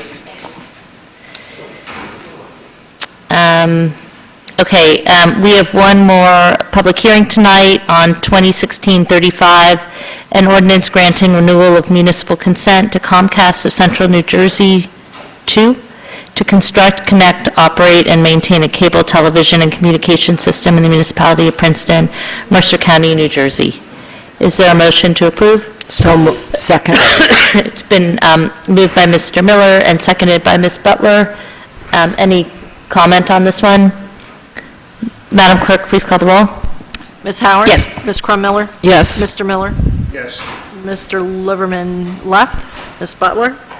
Yes. And Mr. Simon? Yes. Motion carries. Okay, and the ordinance passes with 5 votes. And now we come to ordinance introduction 2016-38, an ordinance by Princeton concerning overnight parking and applicable permit criteria, and amending the code of the Borough of Princeton, New Jersey, 1974. And before turning it over to Deanna, first of all, I want to thank the Parking Committee. I know these issues are really complicated and difficult, just like the discussion we had. But I would say, both given the hour and also given the fact that this is going to pretty intensely impact a certain neighborhood, I feel like we just want to make sure the process is good and that we go and talk to those people who are impacted, that we maybe treat this as a work session. I mean, if council wants to move and introduce, it's on the agenda, people are welcome to do that. But I would recommend we have this discussion, not with the pressure of feeling like we have to introduce it, but just let's get some of the issues on the table, discuss it, and then... I was going to suggest, since it is 10 o'clock, that we table it to next time. It is an important issue. It will impact a lot of people, and it would be nice to do it earlier in the evening, I think. That is true, although next meeting I don't think is going to be any lighter. My main concern is that there's 4 or 5 streets, and I'm not sure if the discussion has been had with those 4 or 5 streets, with the residents on those 4 or 5 streets, and to be able to say, we hear these are the problems that you're having with the current situation, and this is how the ordinance is helping to address it. I mean, I feel even though, with just what we were just talking about with the shade tree ordinance, even though there was disagreement there, we could at least say, look, the current ordinance isn't working because we're having all these trees come down still. And so with the parking, I just feel like there's that one piece before it comes to introduction. Especially if we're just targeting that one neighborhood, I feel like we might want to go back. We're not targeting. And Right. we have had this discussion before, quite frankly, so we've had it public. Well, I think, how about this? Because I do think it's good to have a discussion that's structured around an ordinance that's on the table, and so since we have the ordinance ready, I agree we should postpone, but how about if we send the ordinance to the current permit owners, because the current permit owners are the ones who are going to be of the free permits that we're deciding to change. Those are the people who are going to be affected. Yeah, I just had some questions and concerns about it, that maybe if we could just have a 15-minute discussion just about, I just wanted to understand the thinking. Then let's go ahead and get the ordinance, let's introduce it, and then, we can amend it or whatever we need to do, but like Jenny said, at least there's something that we're discussing. We've got, we're dealing with something concrete. As long as we need to do it, I mean, rather than just have another discussion, we have discussed these issues, every one of them, I think. Well, I feel like the parking committee has, but honestly, I don't know if council has. No, I think we did. I think it's not a big difference between whether we introduce it or not, as long as we send it to, as long as we have a period of discussion and we send it to the current, I mean, I would like to discuss it a little more about who we send it to and how we get noticed. I just had a question. I just wanted to get a sense of how the parking committee was thinking about it. So the former township, that if you don't have a driveway, you're automatically mailed 1 permit. And if you don't have a driveway, you're automatically mailed, if you don't have a driveway, you're mailed 1, if you, 2, and if you have a driveway, you're mailed 1. And what this ordinance would do would be to say you're only allowed to apply for 1.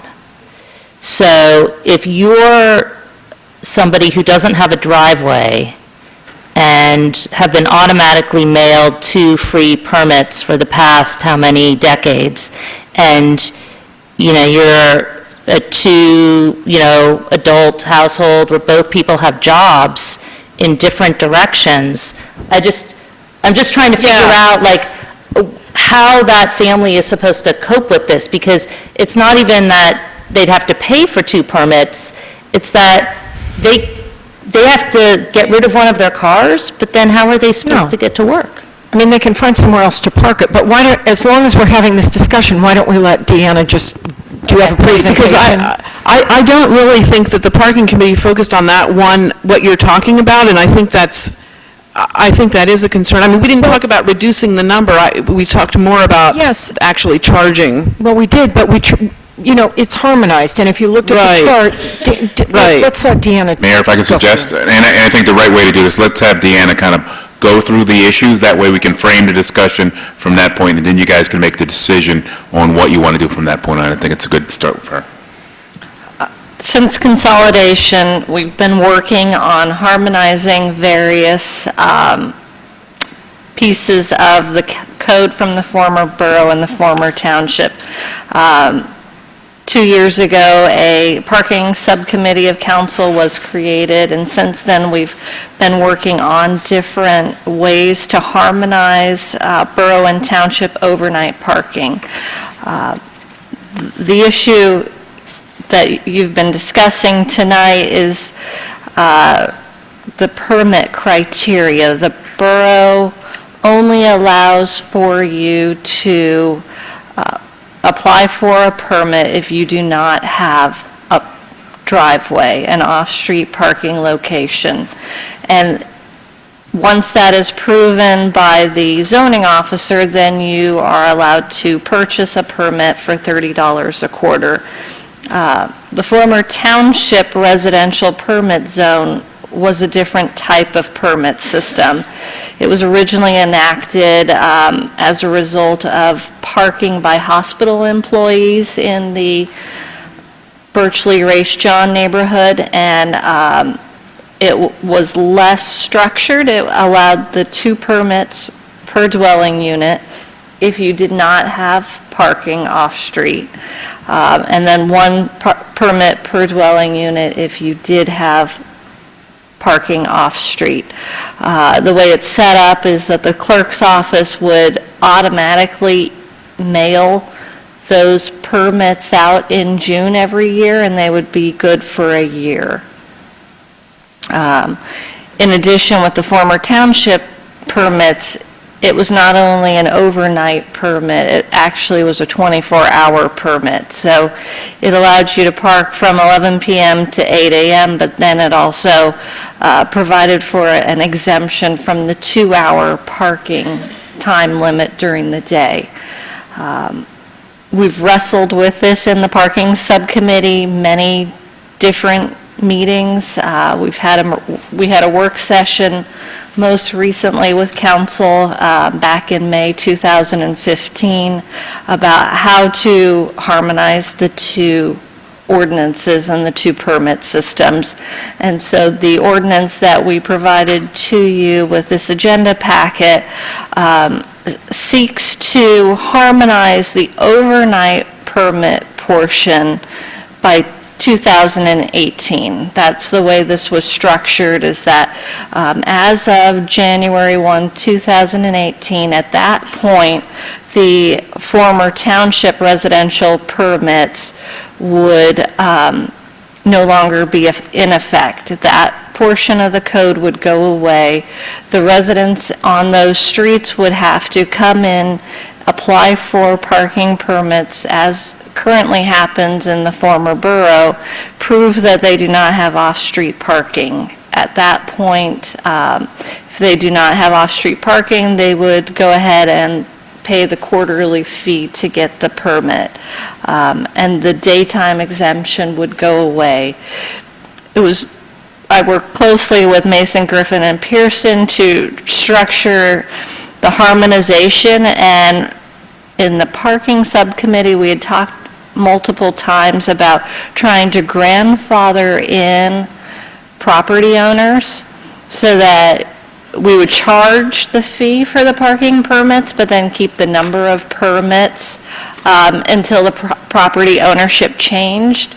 And it got very difficult because, to take it a step further, the former borough kept track of the car that's associated with the permit, And so you're actually registering the vehicle rather than, just giving a permit that could be transferable to anyone, as was the case with the township system. And so, plus, in the former borough, the person applying for the permit had to bring in proof of a lease or proof of ownership of a property so that you could see that they were tied to the property. With the township system of just emailing or just mailing out the decals and the permits, we were not getting any information on the cars, and it was completely transferable. So trying to figure out how to bring that back into a borough system and then add in the other layer of property ownership to determine, when did the property change hands, were they the owner when the ordinance went into effect. It was going to be a very tedious administrative process to move through it. So we came up with the idea of setting a time frame of 2018 to be completely harmonized, which I realized also is 5 years after consolidation. But there is that unintended, or there is that consequence that almost maybe half of the 370 permits that are now issued for the former township residential area could go away. And as the mayor alluded to, it could be people that already have 2 cars because they're getting 2 permits for not having off-street parking. They could be losing one of those permits. It could be the people that have only 1 permit because they do have a driveway, but they could be losing that permit. So there is an impact. We're trying to seek equity within the parking permit system between the former township and the former borough, both in the payment of fees, but also in the allowance of parking permits per property. The former borough and the former township zoning, lot size is not that much different. And so this was our best way to try to harmonize the system. I mean, the other way you can go is to become more lenient. If it's an issue of the fees, instead of $30 a quarter, you say $15 a quarter. Or maybe you allow for a second permit for the former borough. And then you can also look at graduated costs for the fees, where one fee is X dollars, the second fee is 2 or 3 times as much. There's different ways that we can address it, and we can revise this ordinance that's before you, because right now it's just set up that everybody will pay the same amount and they'll fall under the borough criteria as of 2018. Deanna, thank you so much for doing all this work and delving into the details. And so I'm sorry to be bringing this up when I probably should have done it earlier, because I do share the concern that people who have 2 cars, about taking away a car from, and I wonder if we could keep those streets as allowing the same number of permits. I mean, the rationale being that those people have bought and sold their houses with that ability, and so if we take that away, I think it is going to decrease their property value. I mean, I hesitate to do that. I don't know what other people think about that. I just feel that this really requires going, because it is 4 or 5 streets, and I just feel like we should be having the conversation with the neighbors in the Witherspoon-Jackson neighborhood to hear what they think the issues are with parking. We have heard from them, and I think we know. I'm not saying, I agree with you that we have to have this conversation, but I think it's going to be a hard conversation. I just wanted to, I think we could get a little, if we, for instance, right now decided to change that part of it, that would make it a little less, Well, I think that, if I may, I think that the way that things have seemed to work best is if you try to inform and educate people on what we're trying to do. So my problem, and I hear everyone saying, let's introduce, let's do this, it doesn't seem like the majority of people that this will affect know exactly what's going on and what we're doing. So I'm not saying that the ordinance is totally wrong, not at all. I'm just saying that if we can inform people, and that has to be a community meeting or whichever way you want to inform people of the direction that we're going, and I think that will save a lot of, as you would say, emotional crisis down the road. well, I agree, but I mean, I Because think if we're going to soften it, we might as well soften it before we... Well, I agree with you, Bart, and I don't think anyone should leave. Before consolidation, I don't think anyone had the idea that things were going to change, where they were going to lose something, that they were going to lose a spot because now we're one town. I don't think that ever came up in anyone's mind.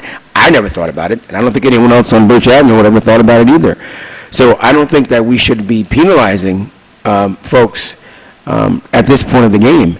I will say, if the grandfathering sounds great for me, and then if someone else buys a house, those are the new standards that we'll go by. But to take away someone's parking privilege at this point seems kind of unfair, and I would hate to be accused of being unfair when we don't have to be. But I would like to see if we can have a neighborhood I mean, that would meeting keep in and place a everyone. border that we were trying to avoid, but I think maybe a border between more lenient parking and more strict parking, but it would have a little bit of rationale that the former borough is closer to town, where parking is even more dear than as you get away. So that's why I would propose that we might leave the current border of the two, of where 2 cars are allowed, but the change would be that we would, in 2018, start charging for them.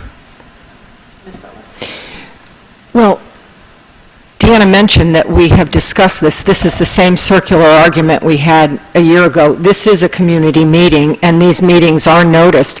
I mean, it's like, are we going to go around and talk to every single person about the fact that we're going to raise their taxes? I mean, we do have a public notice. Our meetings are televised. I do feel like we've had this discussion. People who live in the former borough have come in and been angry about the fact that people who live a block away aren't charged, and now we're supposed to be one municipality. So, I mean, we're really opening up a bee's nest if we want to talk about harmonization, and we're going to end up not harmonizing it, I think. So it's a tough decision, but either we're serious about harmonizing and treating residents who are really a block apart. I think the neighborhood is indistinguishable to say that, oh, the former borough's much closer when they're just a block apart in some spots is disingenuous. But I want to move on to another issue, and that is the 2 a.m. to 6 a.m. parking.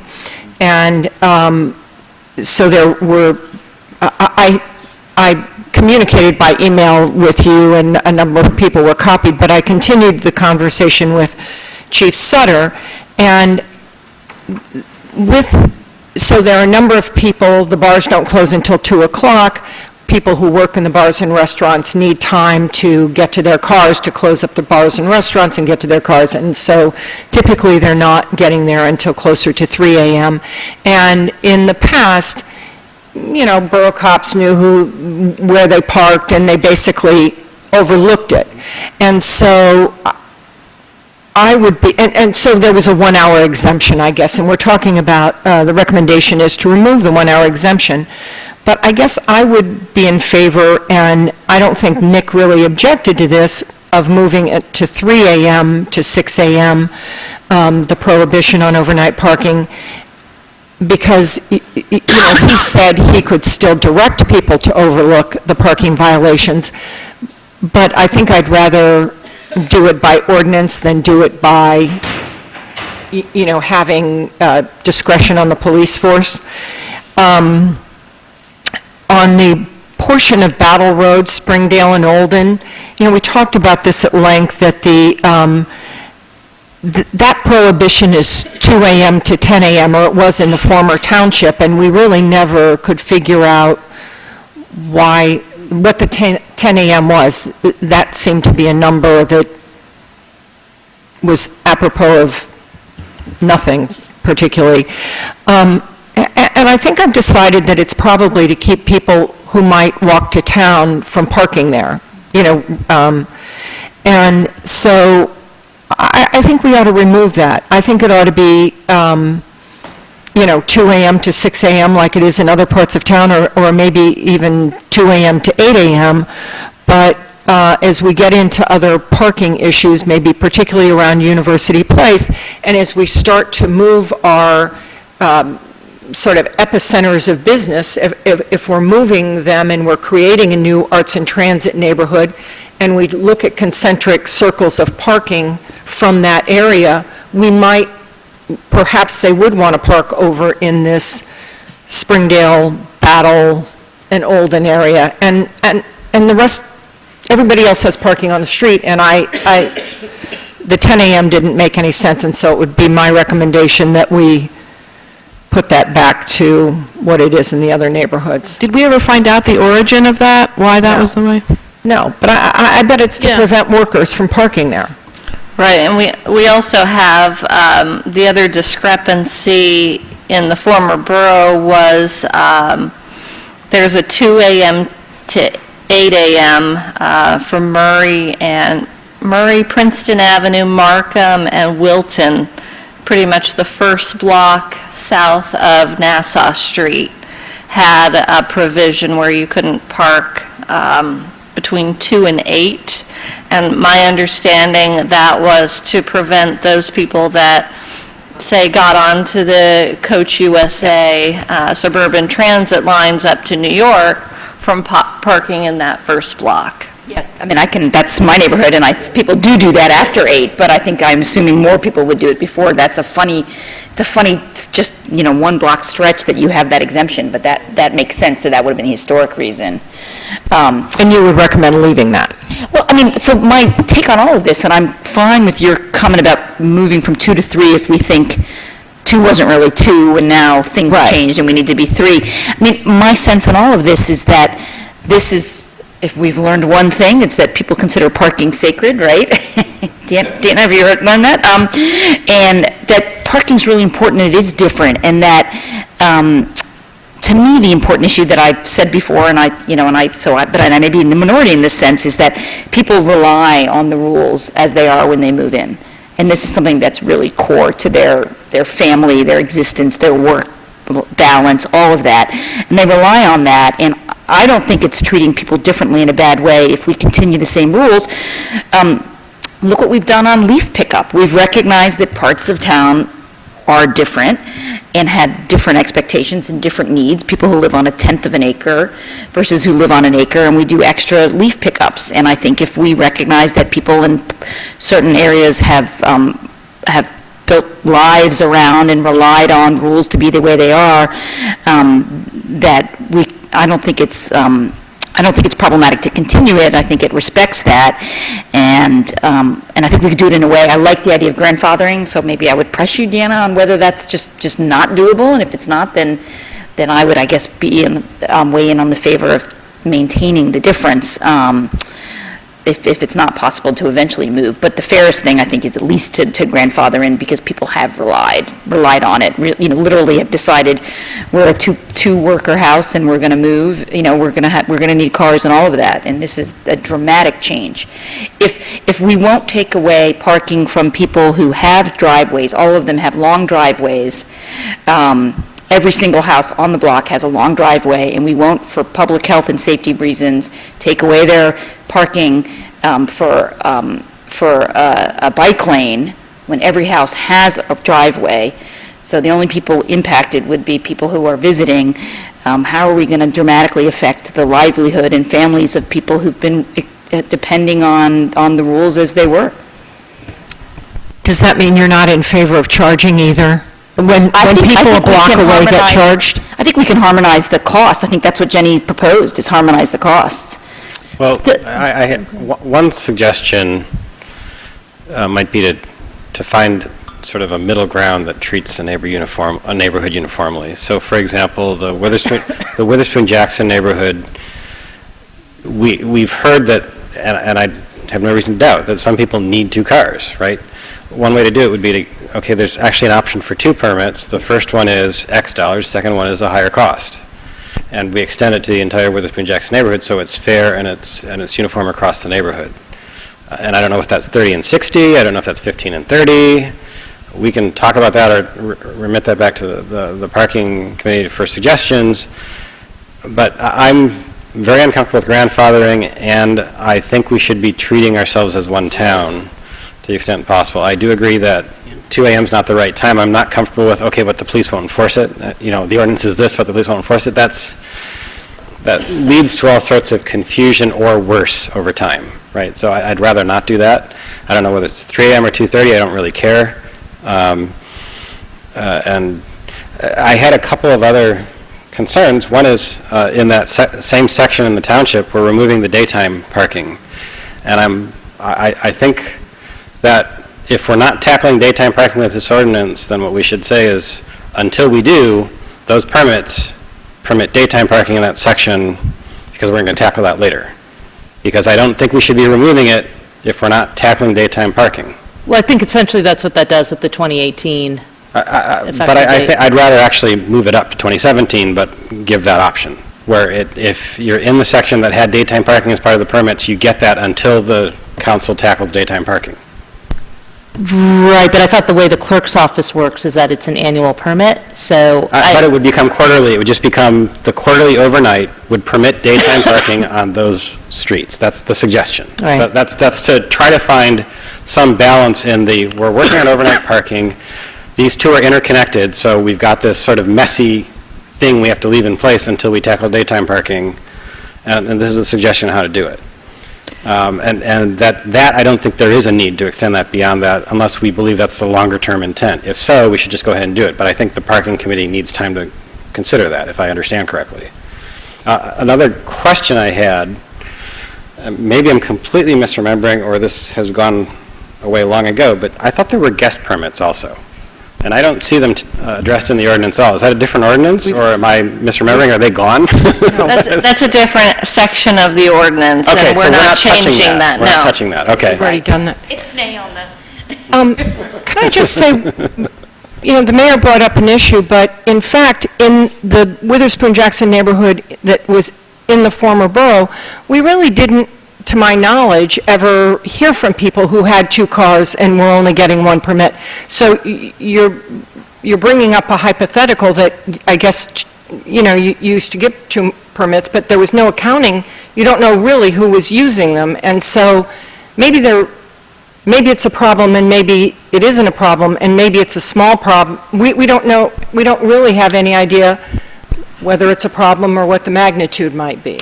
Yeah, and I don't know if that's the only neighborhood we should be looking at, because we also have Bank Street and the Tree Streets, where I know I have heard where people can't get permits, and they also can't find lots where they can get a permit, either public or private. One problem is that on those streets with Patrick's proposal, which I do think it's worth exploring about the variable pricing for the higher price for the second one, because but at this point, I don't think we could give out more permits in the borough because there's no space on the streets in those in the neighborhood. Somehow, if people had 2 cars, we didn't hear about it. Right, exactly. I agree. It wasn't an issue that kept coming up to us. Right. It's like, we need another permit. It didn't come up. Right, because they were used to it, but the people in the township who had 2 do have. But maybe the problem doesn't exist. Maybe they were giving a permit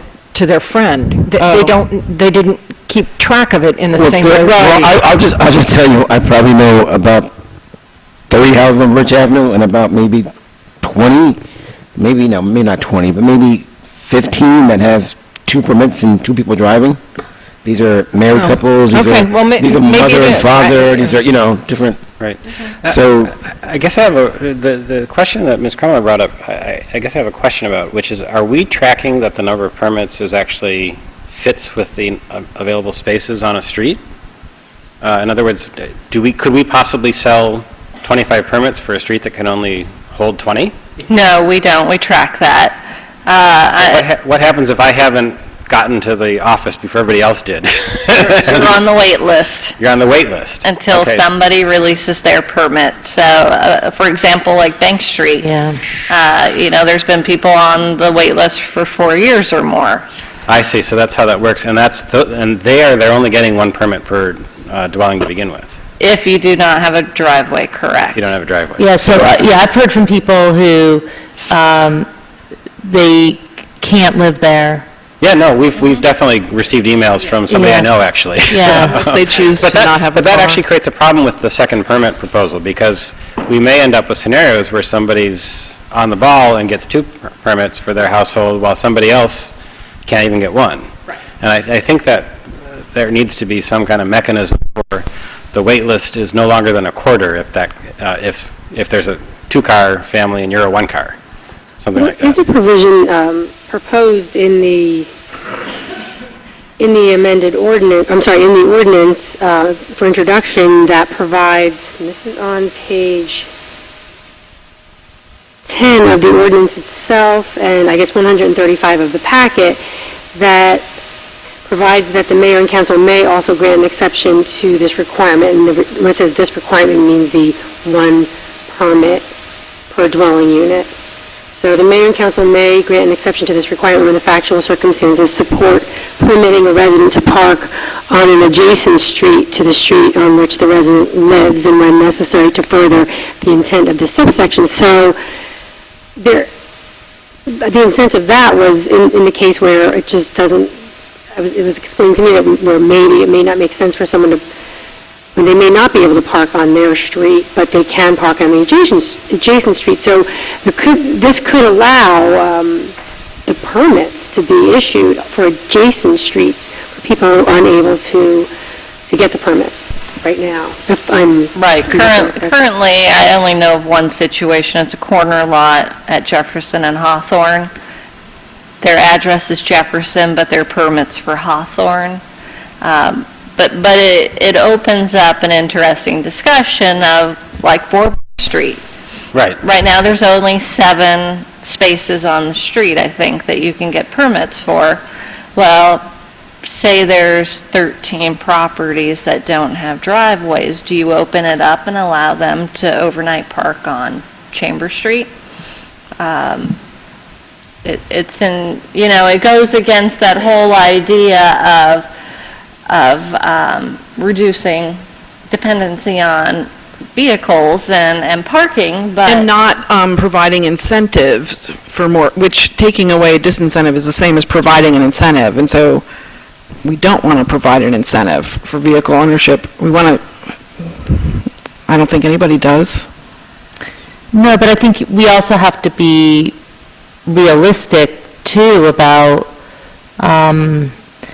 especially about changing the status quo. No, I agree with you. I'm saying I agree. It's too, I think that we should not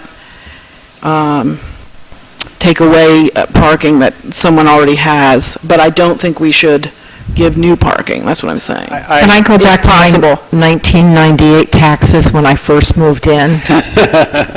I would like for those not to have changed, too. I'm trying to figure out how I would defend to a constituent that a few blocks away from Bank Street, we're defending somebody's right to have 2 cars and 2 permits, when on their street, we're not going to give them even 1 if we run out of spots, which we have, because there's only about half the spots we need.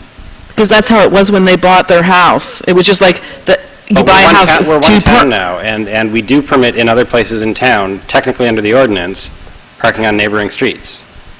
So it seems to me that this is really a hazardous argument.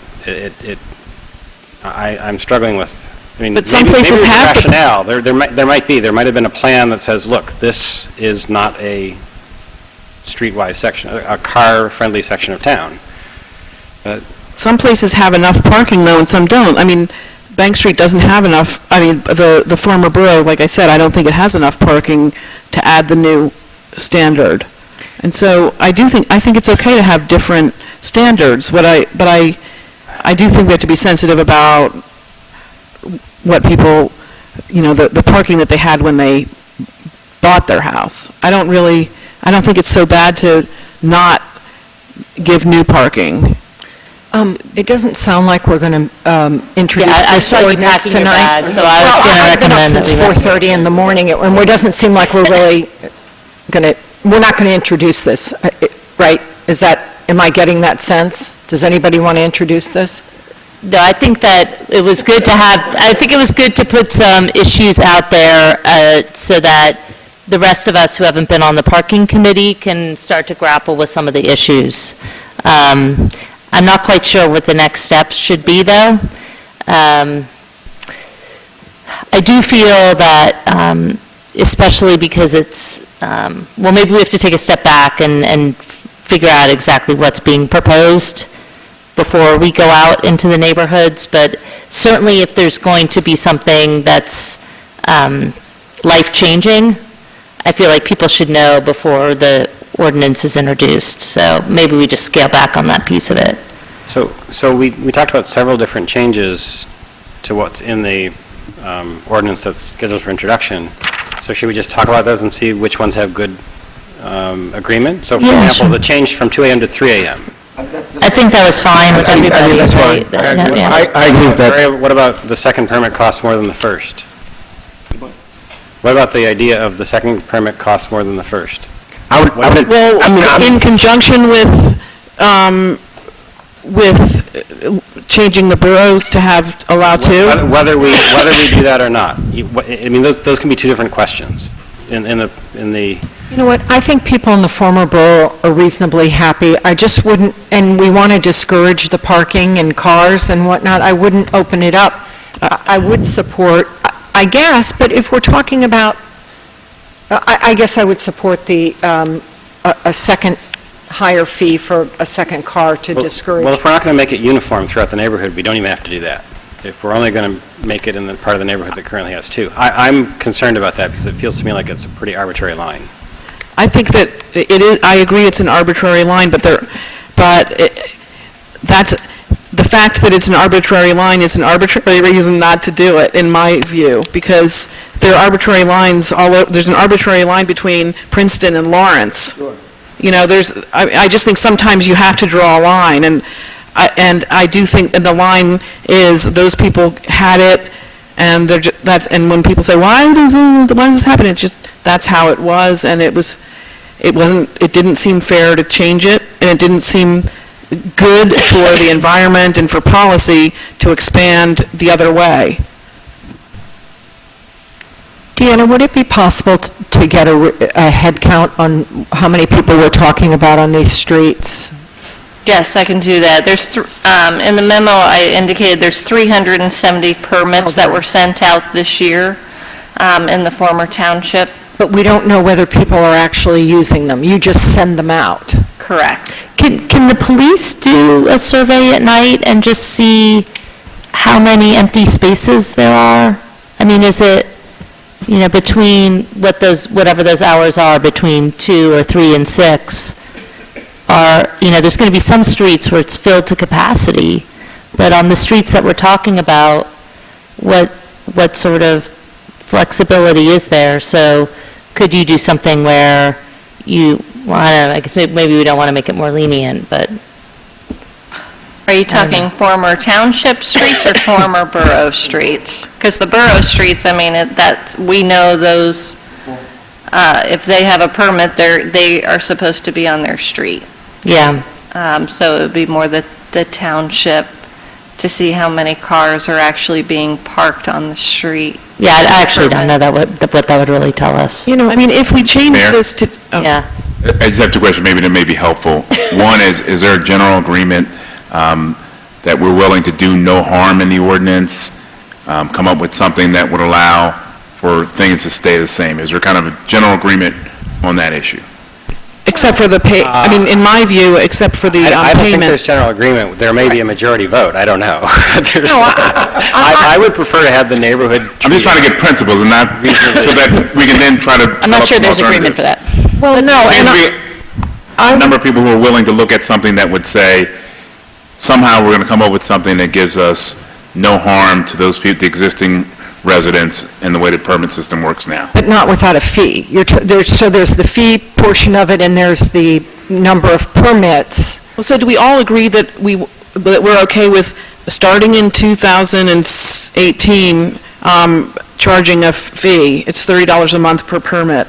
Do we all agree on that? Quarter. Quarter, sorry. And Well, yes, sorry. I have no problem with that. Yeah. Just to Yeah, that part is okay. Okay, so that's one thing that. And why are we waiting that long? Because of the daytime parking issue. So that actually was one of the No, other that's not proposed what- changes. Well, we're Yes, 'cause we're waiting taking it because away. We're just giving people a chance to, We're taking away their But daytime. we have to talk one at a time, because it's just getting too because we confusing. considered grandfathering it because of the, it is going to be hard for some people, so this, delaying it gives everyone notice, and I think it just will make the implementation easier. the former township permits go out in June, so They've already their gone out. permit is already out until next June, and the former borough cycle starts up in January. And so, talking with the clerk's office, that's why we decided to go to January 1st, 2018. All right. So we're giving a 6 months extra to the former township just to get them onto the borough cycle. Gotcha. Okay, so that one other proposed change from what was introduced is that until we actually tackle daytime, that in the section that has it's not taken away. Are people okay with that? Yeah. So the nighttime permit extends to daytime for that section. Yeah, until we tackle that. Until we tackle it. I think that eliminates one hazard, as it were, so. Let me throw something else in the mix, too. I think one of the things, when we talked about this before, we weren't exactly sure whether there would be any impact from Avalon Bay, because they do charge an extra for parking, and so we want to think how we can also protect people who live in that neighborhood from people who live in Avalon Bay parking for free on the street. Is that more of a daytime issue, though, or is Well, that? I don't know, but I think we want to put our It'll be thinking caps interesting on to about see. it, and Because if they have to pay for parking, the parking garage, it seems like they might try and find a way not to, is a good But point. they won't be able to park at night on those streets, and so the question is, well, nobody's allowed to park on that street without a permit now. That's right. Overnight, and That's so, yeah, I mean, on which street? on the streets near Avalon Bay on the other side. But they can cross over and try and park. Yeah, Witherspoon Jackson neighborhood, you can't park on the street unless you have a permit. On the east side of Witherspoon Street, that was covered under a no parking, Because 2 of the a.m. to hospital. 6 a.m. at all because of the hospital, correct? So that we would Just want that to whole keep. neighborhood has been that way for years. So we would want to keep that. So it sounds like we're okay, but something we want to monitor, right? Because that could be a problem. Yep. Yeah. Okay. I heard interest from a lot of people if there's any way to do some sort of grandfathering. Well, I don't know if that solves the looked at it, problem, because and then the when they attorney sell their said that, house, no, they can not only sell grandfathered. it to someone with one car, so I really, at this point, I mean, I'll think about it some more, but it seems to me like I feel like the solution is to just keep the boundaries where they are, where the old rules about the number. That's what I think. So that, because I think at some point, taking a parking spot away, I mean, we all have learned that a parking spot is taxed, and it's a very valuable thing, and so it's taking away their property value, and that's what I do hesitate to do. I agree with Ms. Cormiller, two great thinkers here. Councilman Cormiller and Councilman Liverman. Okay. All right. I sense that people's bags are packed, so I will entertain a motion to adjourn. Was that too subtle? Yeah. It's been moved by everybody and seconded by Mr. Liverman. All in favor? Aye. But maybe the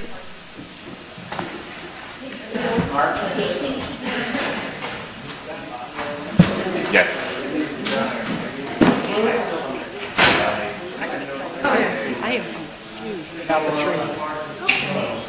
I got something. But I have to look at my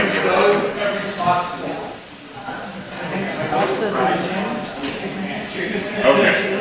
I'm going to send you the summary sheet that would show summary of all the bonds. I thought without the highlight. Yes, the amendment without the highlight. Right, so they did it through the, and they pulled it out just so clear.